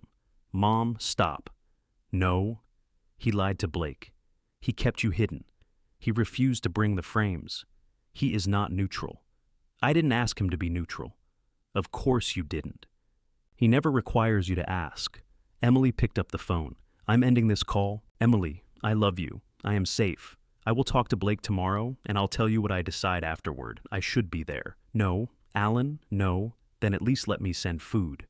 Emily looked at me exhausted. We have food, she said. I saw his refrigerator. I almost objected, but she wasn't wrong. I'm sending food. Fine. And you need your green overnight bag. You left it at the inn. I have clothes. You cannot spend 2 days in leggings. Watch me. Diane's laugh escaped before she could stop it. So did Emily's. For a second, they sounded like themselves. Then Diane said, "Please don't make an irreversible decision because you're angry." Emily looked down at her ring. "I'm trying not to make one because I'm afraid." She ended the call. The family thread continued filling.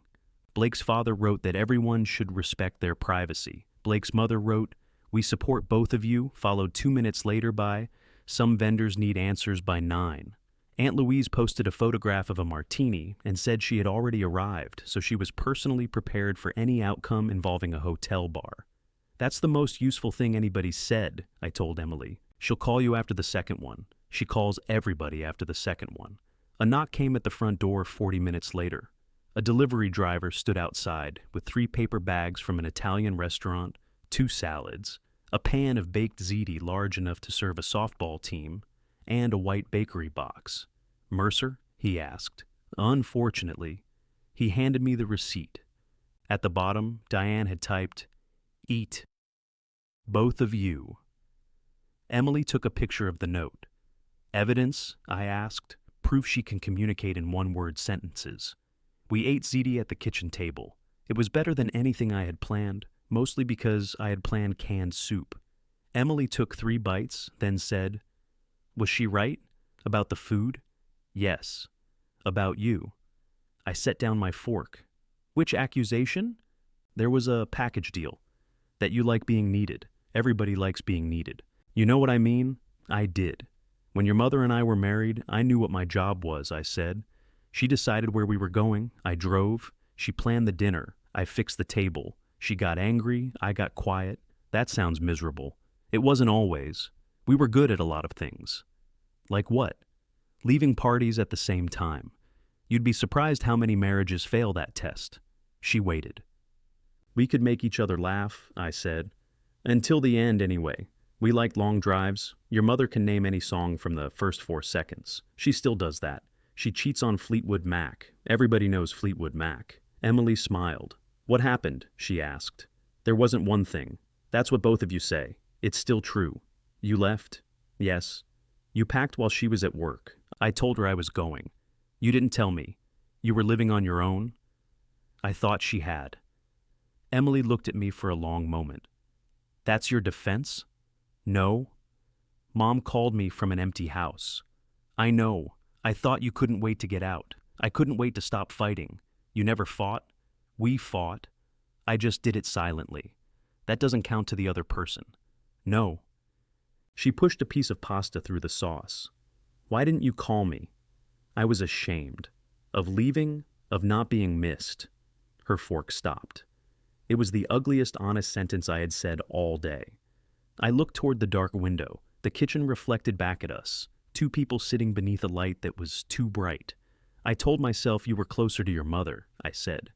"Then I behaved in ways that made it true. I waited for you to call because I didn't want to hear you were busy. You waited for me because you thought I didn't care. We got very efficient."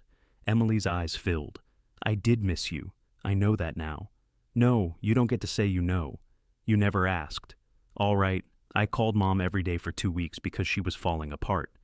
I didn't call you because everyone said you were fine. I said I was fine." "Exactly." She stood and carried her plate to the sink, though it was still half full. I stayed at the table. After a minute, she said, "Do you regret leaving?" "No." She turned. "I regret how I left," I said. "I regret making peace look like absence. But staying would have made all 3 of us worse." She rinsed the plate longer than necessary. "Blake says I leave when things get hard." "Do you?" "I left last night. You went 20 miles and hung a dress in my garage. That's not exactly vanishing." "What is it?" "I don't know yet." She shut off the water. We watched a home renovation show because neither of us wanted a plot. A cheerful couple argued about tile while professionals repaired their foundation. Emily fell asleep at one end of the sofa with her feet beneath a blanket. I turned the volume down and answered no more calls. Before going to bed, I checked the garage. The dress hung pale in the dark. I switched on the workbench lamp instead of the overhead fluorescence. The mud at the hem had dried to a thin brown arc. I thought about cleaning it. I didn't touch it. Emily was already in the kitchen when I woke. She had showered and changed into jeans and a navy sweater from her emergency bag. She was eating one of the orange wedges over the sink. "How's the investment?" I asked. "Dry. Luxury often is." Her phone lay on the counter beside a list written on the back of Diane's work schedule. Call seamstress. Speak to Blake. Decide rehearsal. Tell parents. The last line had been underlined twice. "What time is Blake coming?" I asked. "Noon? Does he know I'll be here?" "Yes." "Does he want me here?" "No." "Good start. I want you here, not in the room, just here." "I can be in the garage." She glanced toward the dress. "That feels symbolic." I'll be careful not to explain it. At 8:30, Emily called the seamstress. She apologized for leaving and asked whether the strap could be repaired later if necessary. The answer must have surprised her. "Really?" she said. "There's no rush?" She listened. "Thank you. And I'm sorry about last night." When she hung up, she looked offended. She said the repair takes 20 minutes. Your mother made it sound like the final shuttle off a sinking island. She said brides leave fittings all the time. Did she say why? She said, "Usually mothers." We both laughed. At 9, Emily texted the family thread that the rehearsal remained paused. At 9:10, Diane asked whether she should cancel the rehearsal dinner. Emily answered, yes. That single word caused more activity than anything she had written the night before. Relatives began rearranging meals. Blake's mother requested confirmation. Alan replied that he would notify the restaurant. Diane did not respond. At 11:20, Emily went upstairs to change her sweater. At 11:32, a car pulled into my driveway. Blake was early. He got out carrying no coat, though the morning was cold.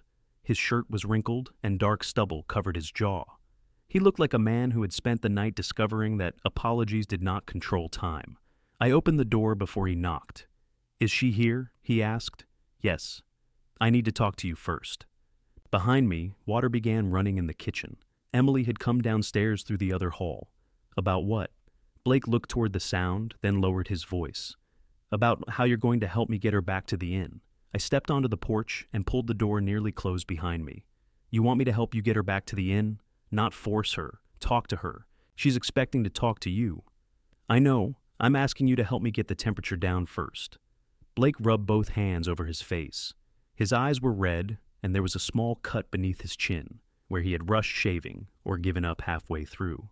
"Did you sleep?" I asked. "Did you?" "A little." "Then you're ahead of me."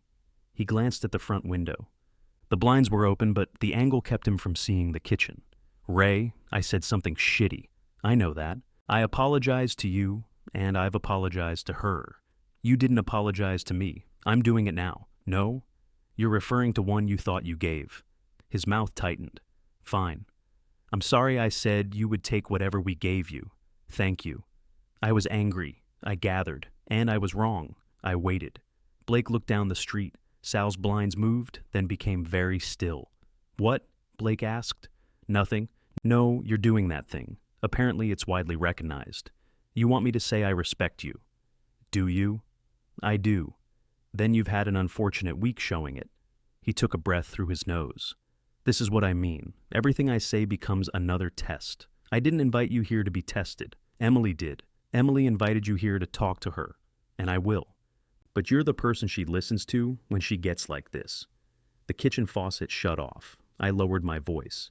"Gets like what?" "Overwhelmed. She takes one problem and lets it become proof that everything is wrong." "Is everything wrong?" "No. We have a good life. You want her to quit her job. I want her to stop coming home miserable. She wants to start a business. She wants to start a business this month. 3 months ago, she wanted to move closer to the city. Before that, she wanted us to buy a place by the lake. Did you want any of those things? That's not the point. It might be." Blake shoved his hands into his pockets. "We've spent 5 years building something stable," he said. "Every time she gets anxious, she wants to pull out a wall and see if the roof stays up. Maybe she doesn't like the house. It's an expression." So was mine. He turned toward the door. Can we go inside? Not until you answer one question. His eyes narrowed. If Emily walks into this doorway and says she doesn't want the wedding tomorrow, are you going to listen to her, or are you going to keep negotiating with the nearest man? His face changed. It wasn't rage. Rage would have been easier. It was offense, the deep kind that came from believing he had been mistaken for someone worse than he was. I'm trying to save my relationship, then talk to the person you're in it with. I am trying to get her calm enough to talk. She's calm. You've known her whole life. You know how she gets. The door opened behind me. Emily stood barefoot in the entryway. She had taken off the navy sweater and put on a charcoal blouse. One side of the collar was folded under, but otherwise she looked composed. How do I get? She asked. Blake's eyes closed briefly. No. Finish the sentence. I didn't mean it like that. I heard how you meant it. She stepped back and held the door open. Blake entered. I followed them into the living room, then stopped beside the hall. Emily took the armchair again. Blake sat on the sofa. The cushion where Diane had been the day before still had a faint indentation. He leaned forward, forearms on his knees. I remained standing. Blake looked at me. Can we have privacy? Yes. Dad, stay, Emily said. Blake stared at her. Why? Because you started the conversation with him? I came early because I wanted to clear the air. You came 12 minutes early to ask my father to deliver me to the inn. That is not what I said. It was close. He looked at me. I said, you asked how I was going to help get her back. Thank you, court reporter. You're welcome. Emily gave me a warning look. I sat in the recliner. Blake took a slow breath. I want us to go back to the inn together. That's true. Our wedding is tomorrow. Everybody we love is there, and we have spent a year planning it. Mom spent a year planning it. You planned it too. I approved things. You chose the music. I chose 4 songs. Your mother rejected 2 because she said people couldn't dance to them. That's not fair. It happened. That's not what I mean. This is our wedding. Not your mother's, not mine. Ours. Then why did you ask me to leave my job? I didn't. You said if I quit, I could focus on being happy again. I said, take a break. You said we need one stable person. I meant one stable income. You said, person. Blake looked toward the ceiling and pressed his fingertips together. Fine, he said. I said it badly. You keep saying things badly that all mean the same thing, and you keep hearing the worst possible version. I was there. So was I. The sentence hung there. 2 people could be in the same room and live through different conversations. Diane and I had made a marriage out of it. Blake turned to me. You know what it's like when she gets locked onto an idea? Emily stood. Stop asking him to translate me. I'm not. You just looked at him and asked whether he agrees that I'm difficult. Everybody is difficult. Then talk about yourself. He stood too. All right. I am terrified. Emily stopped. Blake's voice cracked, and he looked furious with it. I woke up this morning in a room we were supposed to share tomorrow night. My parents were outside asking whether they should unpack. Your mother was telling the restaurant to hold 80 dinners without knowing if anyone would sit down. Every 5 minutes, somebody called me like I had a secret answer. I don't. I don't know where you are emotionally. I don't know whether you love me. I don't know if this is about your job, your father, the ceremony, or all of it. All of it, she said. That isn't an answer I can do anything with. Maybe you don't get to do anything yet. We have until tomorrow. No, the wedding has until tomorrow. We don't. He stared at her. Emily's hands trembled, so she clasped them together. I love you, she said. Blake's shoulders dropped. But I don't want to go back to the inn today. Okay, I don't want a rehearsal dinner tonight. It's already canceled. I don't want to put on the dress tomorrow because everyone is waiting. Nobody wants that. Mom does. Your mother wants you to be happy. My mother wants the day to proceed. Those aren't opposites to her. No, they're the same thing to her. And you've been letting her decide that for both of us. Blake rubbed the back of his neck. What do you want me to say? I want you to tell me what happens if I don't marry you tomorrow. He blinked. What? Do we still talk? Do we postpone? Do I go home? Do you? I don't know. Try. He looked at the floor. If you cancel tomorrow, he said, I don't know how we come back from that. Why? Because it means you don't trust us enough to stand up in front of people and say yes. Maybe it means I trust us enough not to lie. How would it be a lie if you love me? Emily's face crumpled for a second, then steadied. Love isn't the only promise in the ceremony. Blake sat again. You want to embarrass me in front of everyone because we had a fight? No. That's what happens, I know. My mother has barely eaten. My father keeps walking around the inn so he doesn't have to talk to her. Your aunt is drinking martinis at breakfast. That last part is normal. Nobody laughed. Blake looked at me. You understand consequences. I understand there are some. Tell her. No. His voice sharpened. Why not? Because she already knows. You're letting her blow up her life. I'm letting her speak. She speaks all the time. Not if everybody keeps finishing for her. Emily turned toward me. Dad, I'm done. I stood. Where are you going? Blake asked. Garage. This is your house. I'm aware. I left them in the living room. The garage was cold enough that my hands stiffened. I picked up a frame and inspected a corner that did not need inspecting. Through the wall, their voices rose and fell, too muffled for words. The dress hung less than 6 feet away. In daylight, the ivory fabric looked warmer, almost cream. The muddy crescent at the hem had begun to crack. A strand of beads near the torn strap caught on the extension cord and held it at an angle. I freed it carefully. 10 minutes passed, maybe 15. The door from the kitchen opened. Blake came in alone. Does she always send people to you when they're losing arguments? I asked. She's in the bathroom. That was my second guess. He stood beside the workbench, looking at the dress. You moved it back out here. She did. It's getting dirty. The garage is cleaner than most hotel ballrooms. You know what I mean. He touched the skirt between 2 fingers, then let it go. I've never seen it, he said. I thought that was tradition. It is. Then we won't tell anyone. He didn't smile. I love her, Ray. I believe you. Do you? Yes. Then why are you acting like I'm some controlling bastard? I don't know what you are. You've known me 5 years. We had this conversation yesterday. With her? On the phone. Blake leaned against the workbench. I'm not trying to stop her from starting a studio. I'm trying to stop her from waking up 6 months from now with no income and 20 clients who pay in sandwiches. That's specific. She already has 2 restaurants offering trade. 3, Emily said from the doorway. Blake turned. She stood with her arms at her sides. Her eyes were swollen, but her voice was steady. 3 restaurants, she said, and I told them I wasn't ready. Because you aren't.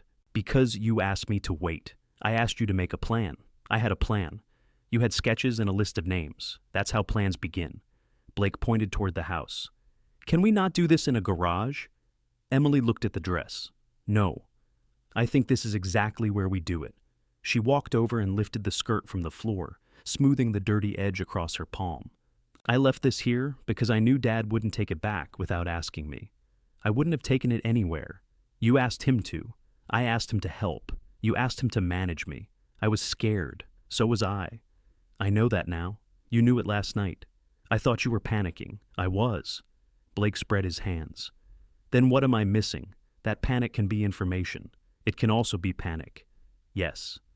Emily, come back with me. Not to marry me. Just come back. We'll sit in our room, lock the door, and tell everybody to leave us alone. She looked at him for a long time.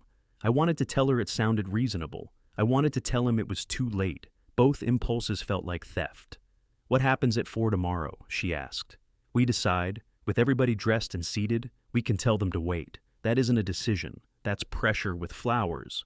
He looked toward the open garage door. Sal was pretending to inspect his mailbox across the street. If you call it off now, Blake said, people will think we're done. Are we? His eyes returned to her. I don't want to be. Neither do I. Relief moved across his face again, slower this time. Then Emily removed her hand from the dress. But I'm not marrying you tomorrow. Blake went still. The wedding is off, she said. What happens to us has to be a separate decision. He looked at me as if I had an appeal hidden somewhere. I kept my hands in my pockets. Blake turned back to her. You understand that? Once we tell everyone, yes. The deposits, the rooms, all of it. Yes. My parents, yes. His jaw tightened. Emily's eyes filled, but she did not look away. I said yes to the wedding because I loved you, she said. I'm saying no for the same reason. If there's anything left to save, I can't bury it under tomorrow. Blake stared at her, then at the dress. He walked out through the open garage without touching either of us. At the curb, he stopped beside his car and stood with both hands on its roof. For a moment, I thought he might come back. He got in and drove away. Emily watched until his car turned the corner. Then she sat down on the concrete beside the wedding dress, still wearing her engagement ring. "The wedding is off," she said again, as if testing whether the room believed her. This time, there was nobody left to negotiate with. I sat beside her. The concrete complained through my knees, but it seemed rude to mention. Emily stared at the open garage door. A pickup passed slowly on the street. The driver glanced in, saw a woman sitting beside a wedding dress, and looked away with the speed of someone who knew trouble could be contagious. "What do I do now?" she asked. "You tell people. All of them? Start with the ones who might order 80 dinners." She let out a breath that shook. "I feel like I'm going to throw up." "There's a bucket under the sink." "That's your answer?" "It's a good bucket." She leaned her head against my shoulder. I did not say it would be all right. I didn't know what all right meant anymore. Her phone vibrated on the concrete beside her. Blake's name appeared, then disappeared before she touched it. A message followed. "I'll tell my parents. You tell yours. Give me an hour before the group message." Emily read it and handed the phone to me. "That's reasonable," I said. "I know. You're disappointed. I wanted him to be unreasonable." "Why? It would make this easier." She took the phone back. "Do you want me here when you call your mother?" I asked. "Yes." "Do you want me to speak?" "No. That is a very specific improvement." She wiped her face with her sleeve. "If she asks whether this is your fault, don't answer." "What if she asks me directly?" "Especially then." Emily called. Diane answered with, "How did it go?" No greeting, no cautious question. Just a demand for the result. "The wedding is off," Emily said. I watched the dress move slightly in the cold air. "What?" "I told Blake I'm not marrying him tomorrow." A burst of voices sounded behind Diane. Then a door shut. "Where is Blake?" "He left." "You let him drive in that condition?" "He drove here." "That isn't what I asked." "Mom?" "No. Tell me exactly what happened." "We talked. I told him I don't want the wedding." "Is the relationship over?" "I don't know." "How can you cancel a wedding if you don't know whether the relationship is over?" "Because they're separate decisions. They are not separate to the people waiting at the inn. They have to be separate to me." Diane began walking. I could hear her shoes striking a hard floor. "Do not contact the venue yet," she said. "Do not post anything else in that thread. I am coming over. I don't want you to. That is no longer a reasonable request. Mom, listen. I have listened for 2 days while everyone behaves as though time has stopped.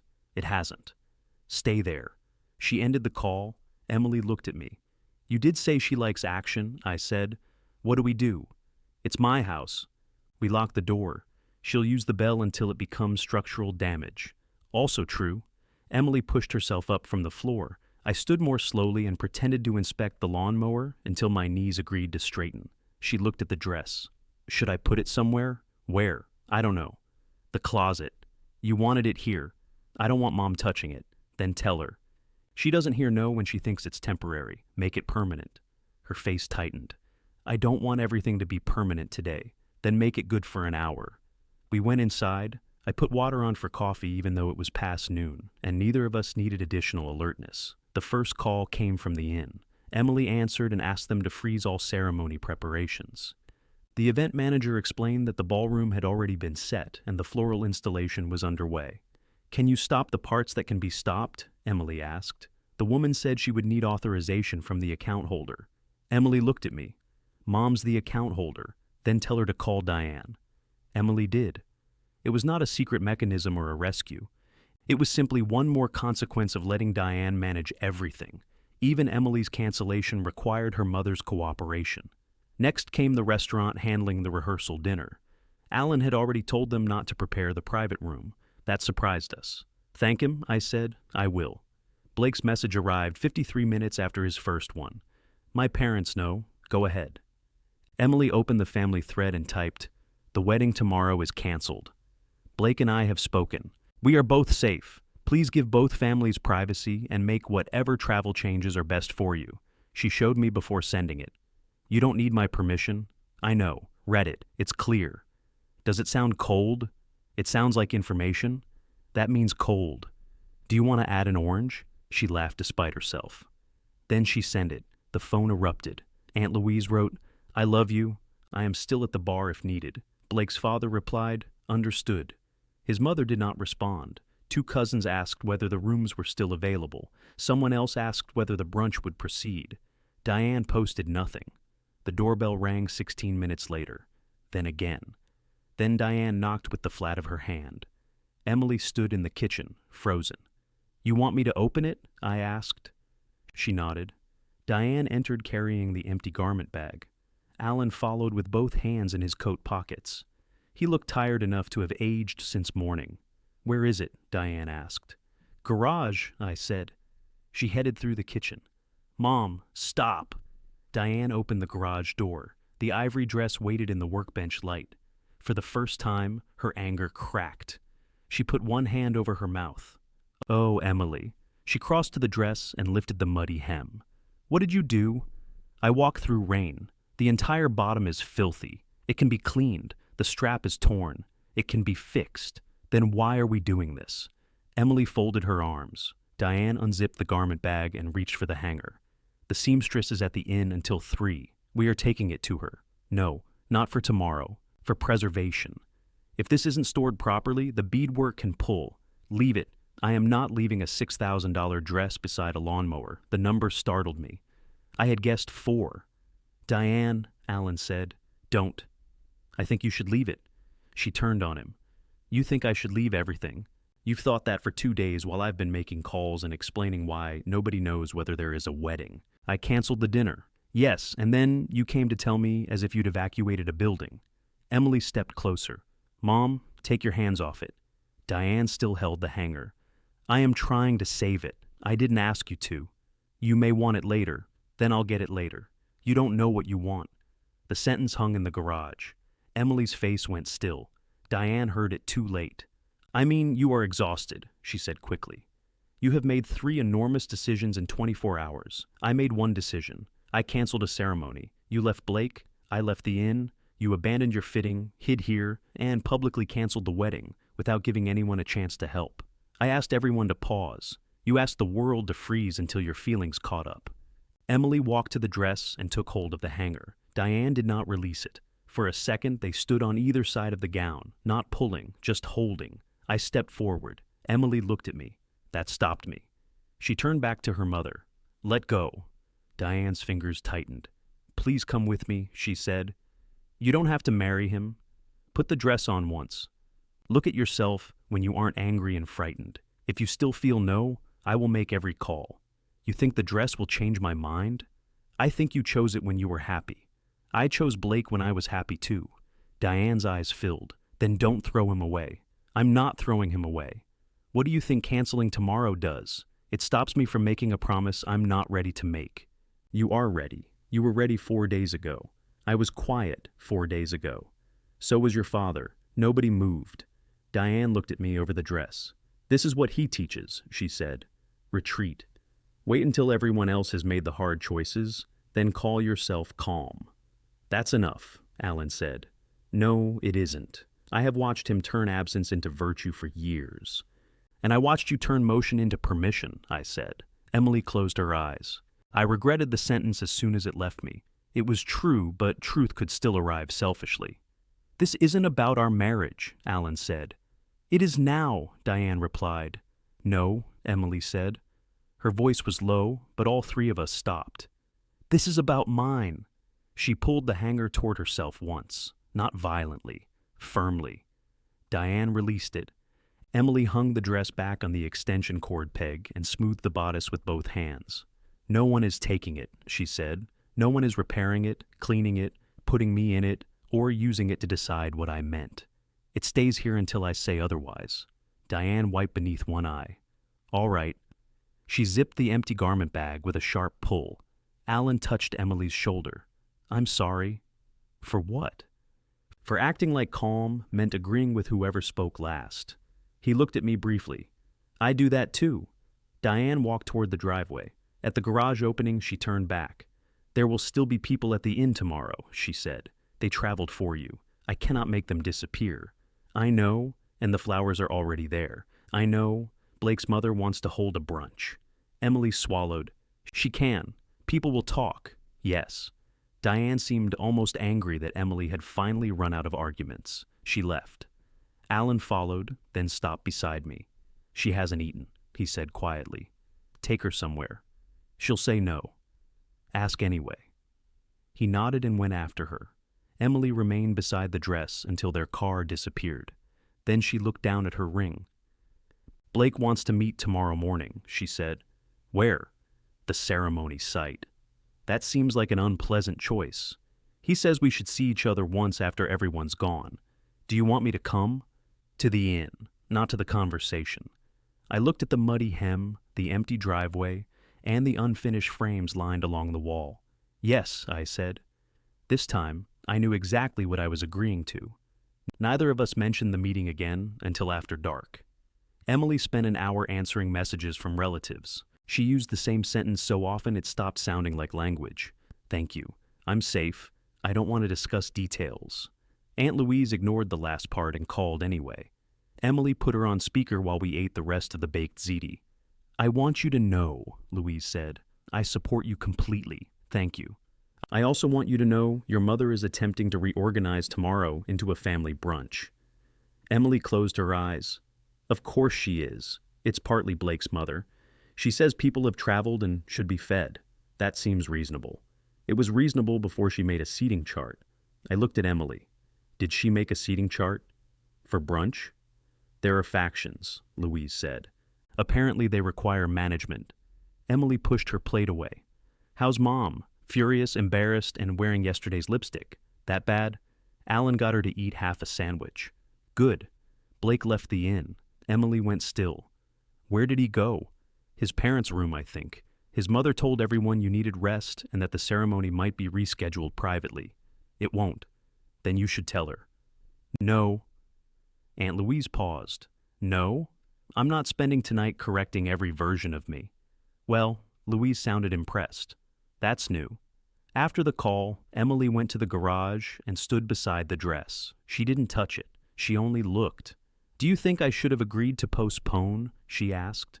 I think you did postpone. I mean, keep the engagement. Tell him we'll try again in 6 months. You still could. He asked me to.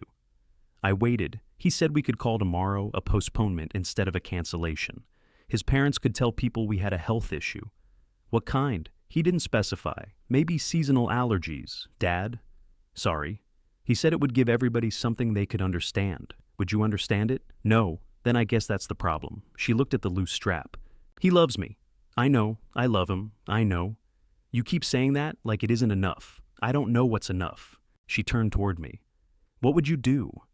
Now? If you were me, I'd make a terrible 32-year-old woman. I'm serious. So am I. I spent most of my marriage avoiding the exact conversations you're having. You should not use me as a map. What are you then? I looked around the garage. Roadside assistance. That earned a tired laugh. She slept in the guest room. I slept badly in mine.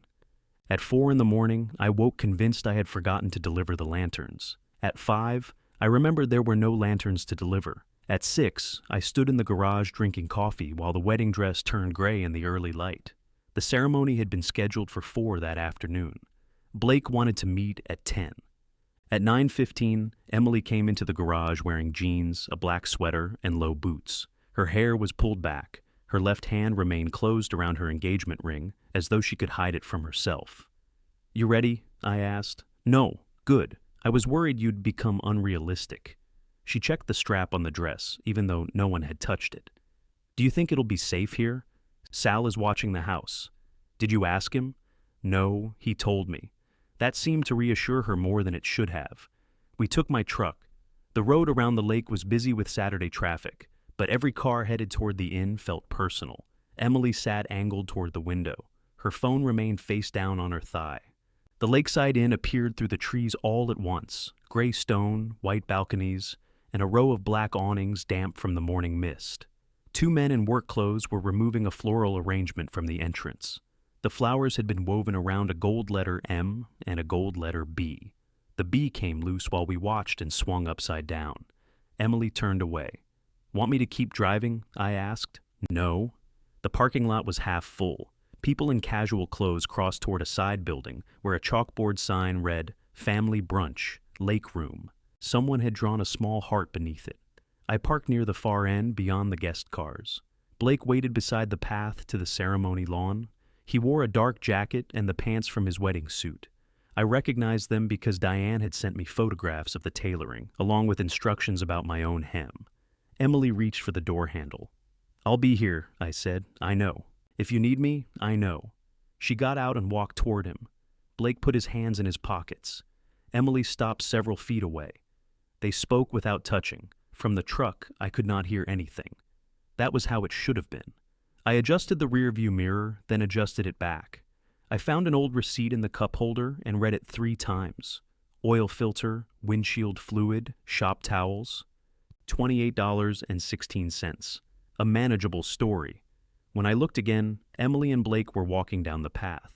The ceremony lawn sloped toward the lake. White chairs still stood in rows, but the aisle runner had been removed, leaving a strip of flattened grass. The flower arch remained at the water's edge. Wind pulled loose petals from it and scattered them across the empty seats. They stopped beneath the arch. Blake spoke for a long time. Emily listened with both arms folded against the cold. Then she said something. He looked toward the lake. At one point, he reached for her hand. She gave it to him. I looked away. Diane's car entered the parking lot and turned toward the main building. Alan was driving.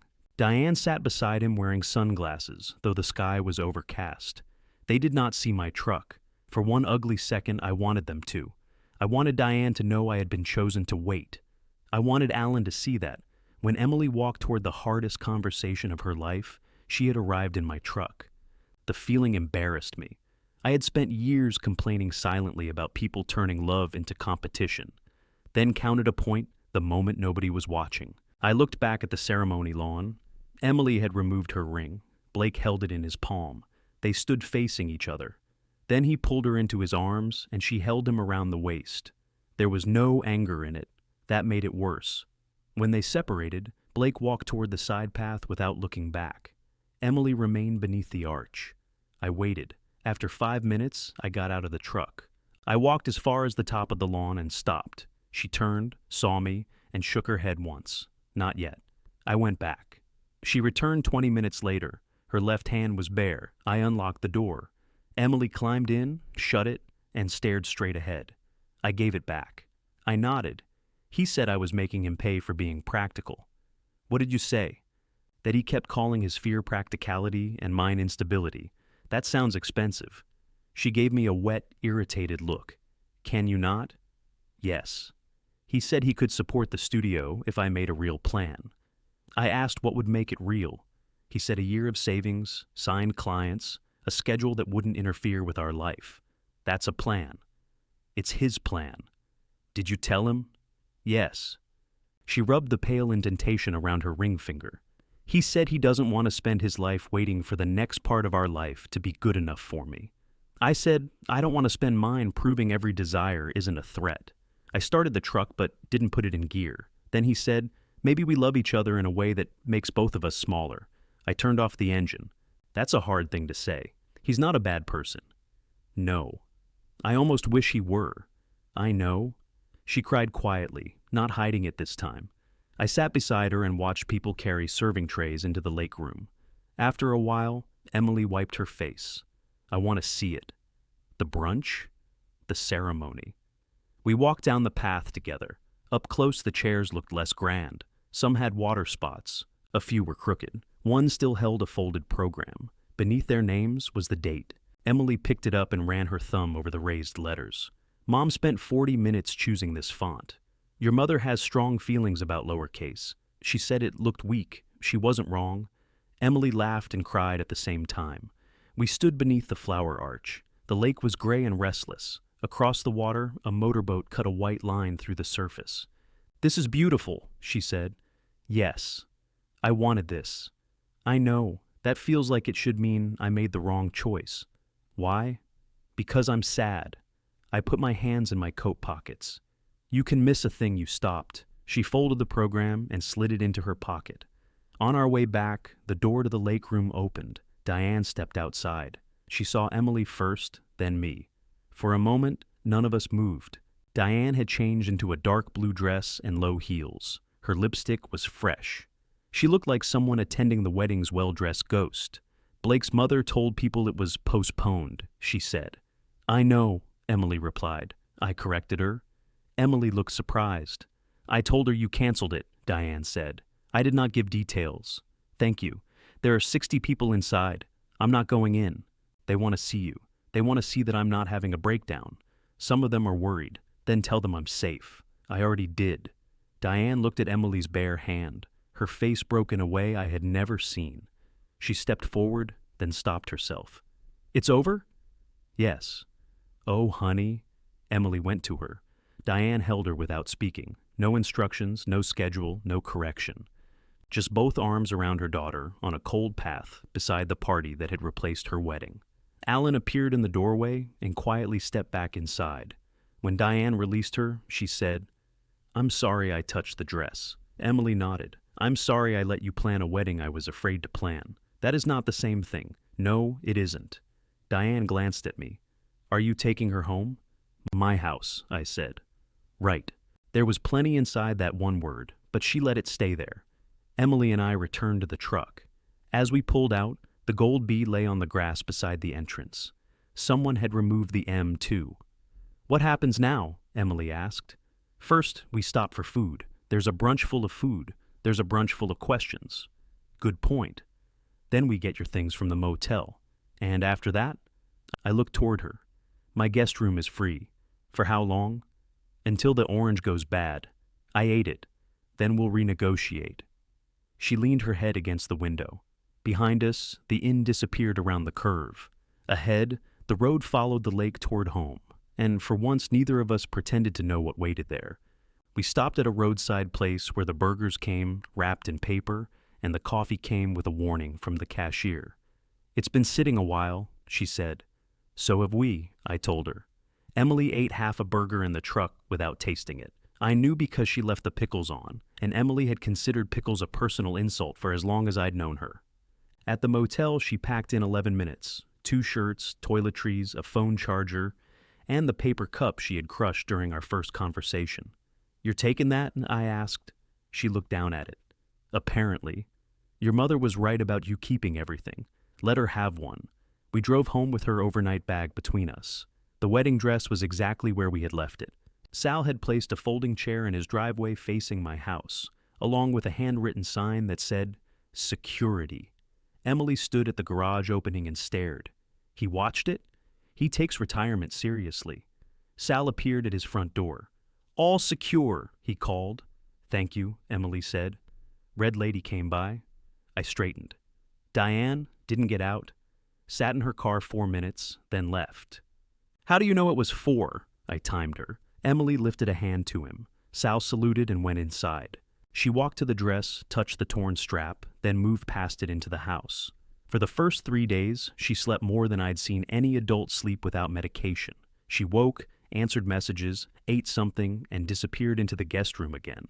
Her phone rang so often that she finally turned it off and left it in a kitchen drawer. Blake did not call. His mother posted a message online saying the wedding had been postponed because of an unexpected family matter. Aunt Louise sent Emily a screenshot with 3 question marks. Emily deleted it. You're not going to correct her? I asked. To whom? The internet, apparently. If anyone cares enough to ask me, I'll tell them. If they don't, they can believe I was abducted by a jazz band. I respected that. Other people were less willing to leave an empty space. My cousin Dennis called Monday morning and asked what I had said to Emily. Many things, I told him. About Blake, not many things. You know what I mean. No one who says that has ever been correct. He told me Diane was devastated. I told him I knew. He said Blake's family had lost money. I told him I knew that too. He said I sounded pleased. I looked into the garage. The dress hung behind the unfinished frames, its skirt no longer moving because the door was closed. I'm not pleased, I said. I'm also not explaining my daughter to you. That sounds like something she told you to say. No, she told me not to speak for her. Dennis went quiet. The conversation ended soon after that. The first time Emily returned to the apartment she had shared with Blake, she asked me to drive. Halfway there, she changed her mind and drove herself. I thought you wanted company, I said. I do. I don't want you carrying boxes while I decide what's mine. That sounds very specific. I've had practice this week. I followed in my truck. Blake had left a note on the kitchen counter saying he would stay with a friend until she finished. He had separated her mail from his and put her coffee mug beside it. There was no dramatic damage, no cruel message, nothing to make leaving easy. Emily stood in the living room, looking at the gray sectional. "We spent 7 weekends choosing this," she said. "Do you want it?" "No." "Then those weekends are gone forever." She laughed, then covered her face. I carried only what she handed me. She took her desk, clothes, 2 lamps, her work files, and the elderly dog's framed veterinary record. The dog was technically Blake's, though it had spent 5 years sleeping on Emily's feet whenever there was thunder. She left the record on the counter after staring at it for a long time. She did not take the engagement photograph from the wall. She did take the old carton of college books she had hidden in my garage, because Blake teased her about keeping everything. "What's in those?" I asked when she passed me the box. "Things I'm not ready to throw away. That's a heavy category. Use your knees." The guest room filled quickly. Boxes lined one wall. Her laptop took over half the dining table. The bathroom acquired 9 bottles that appeared to contain the same clear liquid. Living together was not a sentimental montage. Emily loaded the dishwasher as if plates needed personal space. I loaded it as if we were being charged by the cycle. She left cabinet doors open. I watched television too loudly. She took work calls in the kitchen and mouthed that I should stop making noise while standing beside the coffee maker I had owned for 12 years. On the 6th morning, I found a note taped to it. "Please do not grind beans during client calls." I wrote beneath it, "Please do not schedule client calls during beans." She circled beans and added, "Not a time." I wrote, 7:15, 7:18. She moved her calls. I moved the grinder to the garage. That was how we began learning each other. Diane came twice. The first visit lasted 20 minutes and ended with both of them crying in separate rooms. The second lasted 2 hours. They went for a walk without me and returned carrying coffee. "What did you talk about?" I asked Emily after Diane left. "You." That was unwise. We also talked about the wedding. Better? She said she should have heard me sooner. That sounds promising. She also said I should have spoken sooner. That sounds like your mother. Emily leaned against the counter. "She's not wrong." "No. You're supposed to defend me. I've retired from translating." She threw a dish towel at me. Alan called on a Thursday and invited me to lunch. I almost declined before remembering that was the problem. We met at a sandwich shop halfway between our houses. He wore a blazer. I wore the shirt with the missing button because life needed balance. "I should have spoken up about the aisle," he said after we ordered. "So should I." I was honored Emily asked me. "I know. I also knew it would hurt you. I made it easy not to know." Alan considered that. "You do," he said. "I'm hearing that." He told me Diane had not slept well since the cancellation. She replayed every decision and became angrier each time she found a place where somebody could have stopped her. "That sounds familiar," I said. "She thinks you blame her for all of it." "I don't." "Have you told her?" "No." Alan took a sip of water. "You really are difficult." "I'm practicing." I called Diane that evening. We spoke for 14 minutes. Neither of us apologized for the whole marriage because that would have been dishonest. I told her I did not blame her for the cancellation. She told me I had used Emily's crisis to say things I should have said years earlier. "I know," I said. "Don't do that." Emily, listening from the kitchen, laughed so loudly Diane heard. For a while, everything improved quickly enough to make us careless. Emily began meeting potential clients after work. She chose not to quit her job. Instead, she reduced her hours and spent evenings building the studio plan Blake had wanted, though she made it her plan instead of proof she deserved permission. She rented a narrow room above a bakery. The windows were tall, the floors tilted, and the radiator made sounds like a person reconsidering a difficult meal. "It's perfect," she said. "It needs outlets. It has outlets. It has 2 outlets. One appears afraid. Do not fix anything. I didn't offer. You looked. I'm allowed to look. No tools unless I ask." That's an unreasonable restriction on my expression. She gave me a key anyway. 3 days later, I used it to drop off lunch and nothing else. I stood in the middle of the room with my hands in my pockets while she and a painter discussed colors. The painter suggested a soft beige. Emily said, "No." Everybody chooses beige when they're afraid. She chose deep green. I liked it. Then we had our worst argument. It started over Christmas. Emily was sorting old photographs for the studio wall and found one from a holiday dinner several years after the divorce. Diane and Alan stood on one side of her. I was not there. You said you had to work, she said. I did. You'd retired by then. I had work at the house. You told me it was an emergency. The furnace was making a noise. Was the house cold? No. Then it wasn't an emergency. I tried to make a joke. She didn't let me. You skipped because Alan was hosting. Yes, you made me think you couldn't come. I didn't want to make you choose. I didn't ask you to choose. I invited you. Your mother said it might be uncomfortable. For who? I didn't answer. Emily's voice rose. You keep talking about how everybody accepted your silence, but sometimes you used it to punish us. I didn't punish you. You disappeared from a dinner and made me feel guilty for being disappointed because you had a furnace emergency. I didn't want to sit at Alan's table and pretend everything was comfortable. Then you could have said that. I didn't know how. You knew how to lie. That ended the conversation. She left for the studio and did not return that night. She stayed with a friend. I sat alone in the kitchen, hearing the coffee grinder in the garage every time the refrigerator turned on. She was right. Emily came back the next afternoon. I'm getting an apartment, she said. I nodded. That isn't because of last night. I know. It's because I need my own place. I know. Can you say something else? I'll miss you. Her face changed. I'll miss you too. She moved into a small apartment 10 minutes from the studio. I helped with the desk because she asked. I did not install shelves because she didn't. The wedding dress stayed in my garage. Weeks passed. The mud dried completely.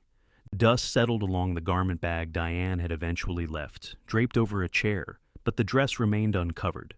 Emily visited often. Sometimes she stood beside it. Sometimes she ignored it. One evening, she arrived carrying a sewing kit. I have a plan, she said. That phrase has had mixed results. She took the dress from the peg and laid it across the work table. The ivory skirt covered the unfinished frames. I don't want to save it for another wedding. All right, I don't want to sell it. All right, and I don't want to destroy it just to prove I'm over something. That sounds expensive too. She smiled. I want to shorten it. How short? Dinner short. Not revenge short. I'm relieved those are separate measurements. She had already spoken to the seamstress. The mud could be cleaned. The strap could be repaired. The skirt could become a simple ivory dress, still recognizable, but no longer waiting for an aisle.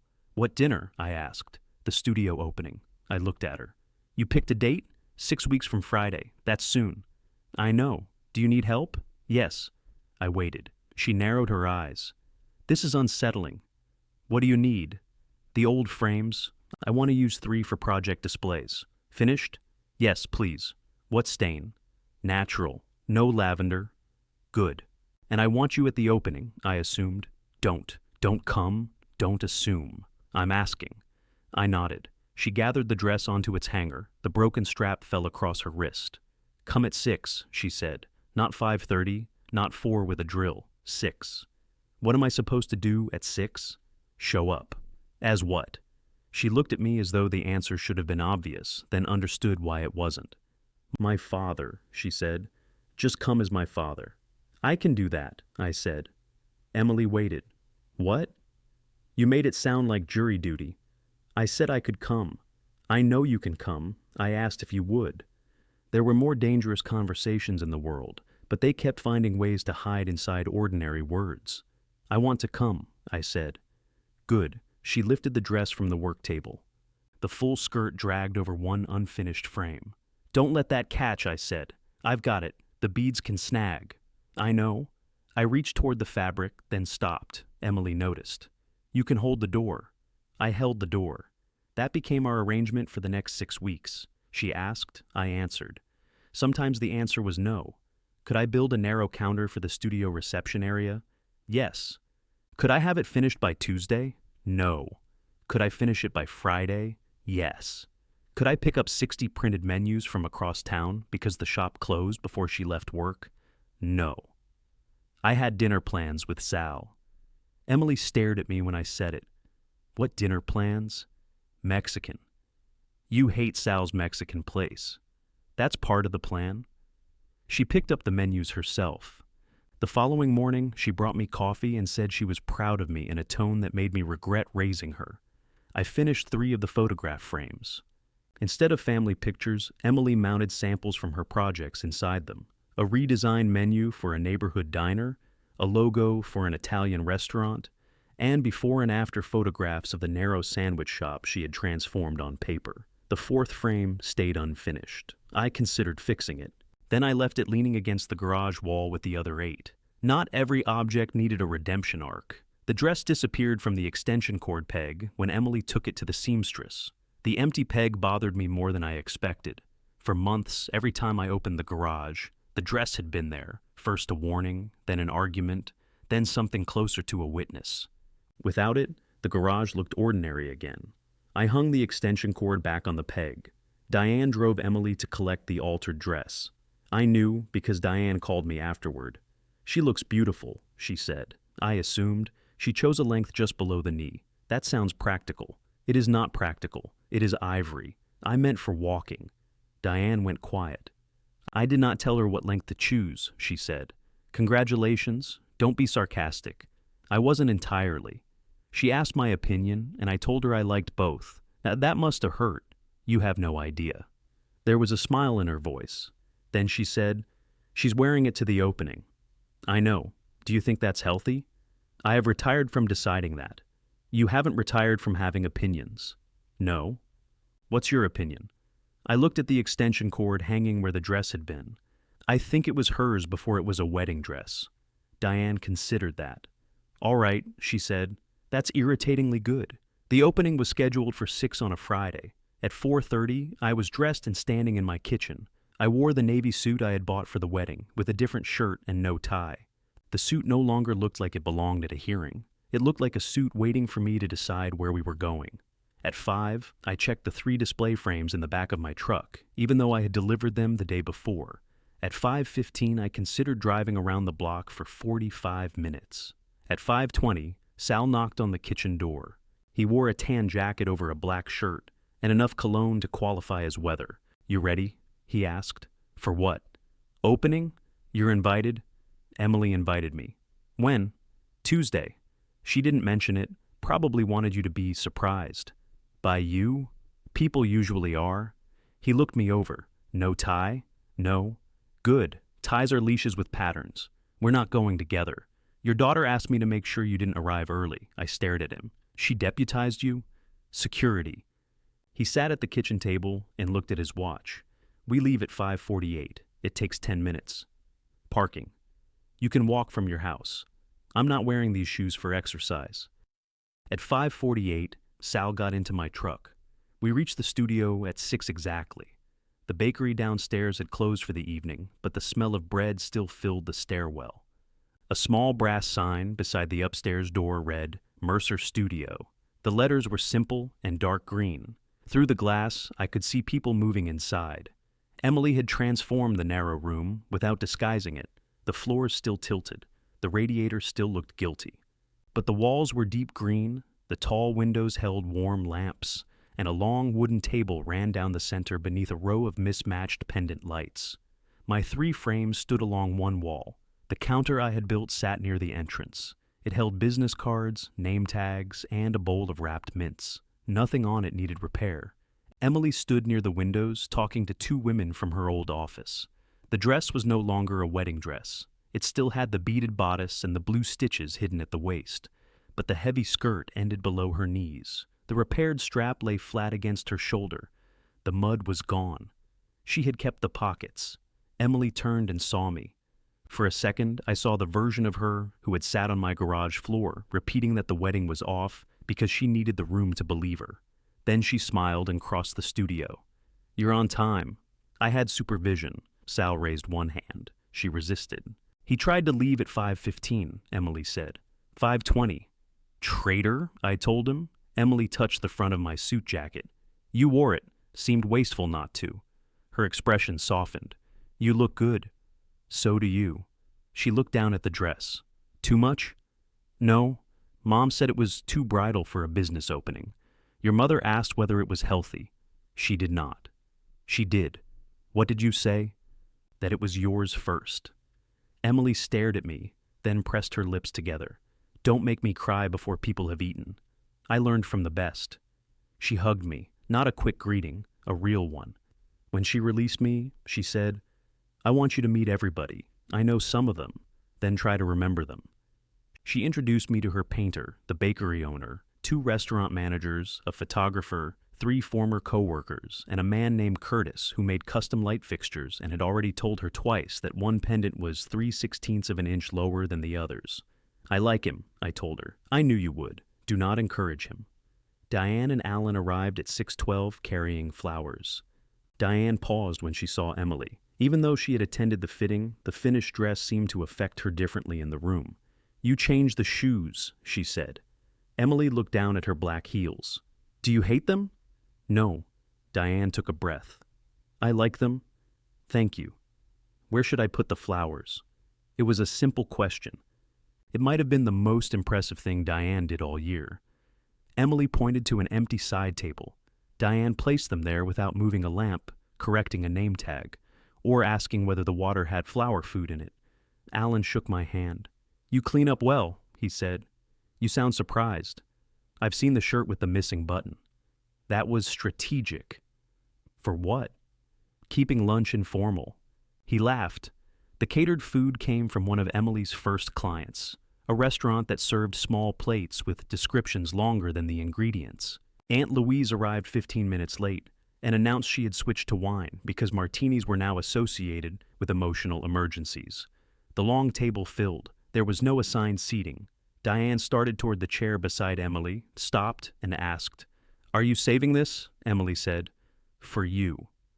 Diane sat down. Alan took the chair across from her. I sat near the middle beside Sal, who had already collected 2 business cards despite having no business. Dinner was loud and imperfect. One tray arrived cold. The bakery owner knocked over a glass. Curtis adjusted the pendant light while everybody begged him to sit down.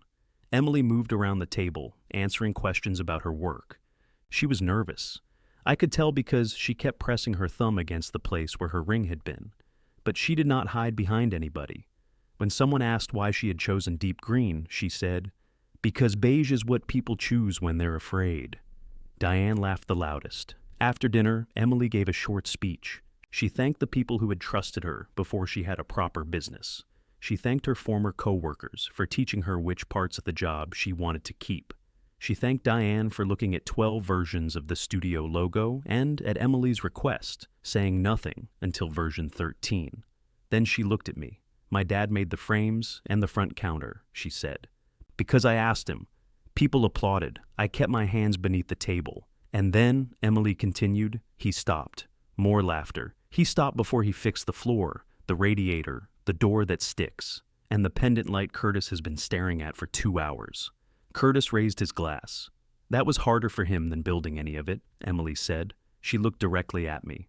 Thank you for coming at 6. I nodded because speech had become unreliable. The evening loosened after that. People carried plates to the counter and moved chairs away from the table. Someone increased the music. Aunt Louise persuaded Sal to dance with her near the windows. Sal claimed he had a knee problem until she accused him of cowardice. One of the display frames began to wobble. It happened when a restaurant manager leaned closer to study the menu sample. The right corner shifted, and the frame tilted against the wall. 3 people looked toward me. My body moved before I did. 1 foot came forward, then I stopped. I put both hands in my pockets. Emily saw. She crossed the room, crouched beside the frame, and inspected the base. Floor slopes, I said. I know.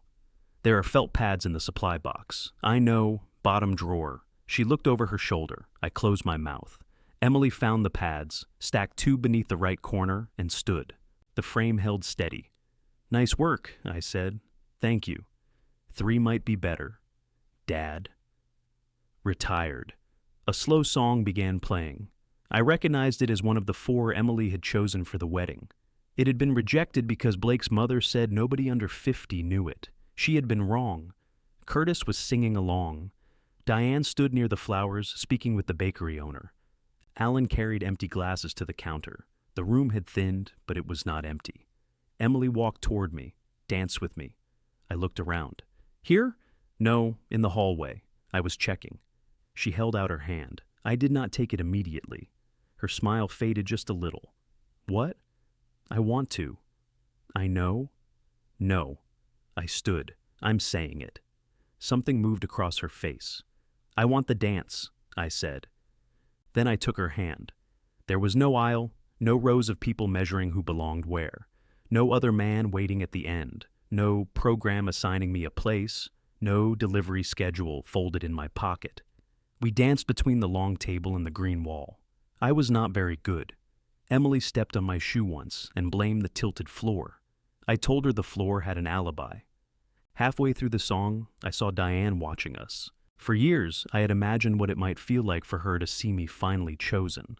I expected satisfaction, maybe even victory.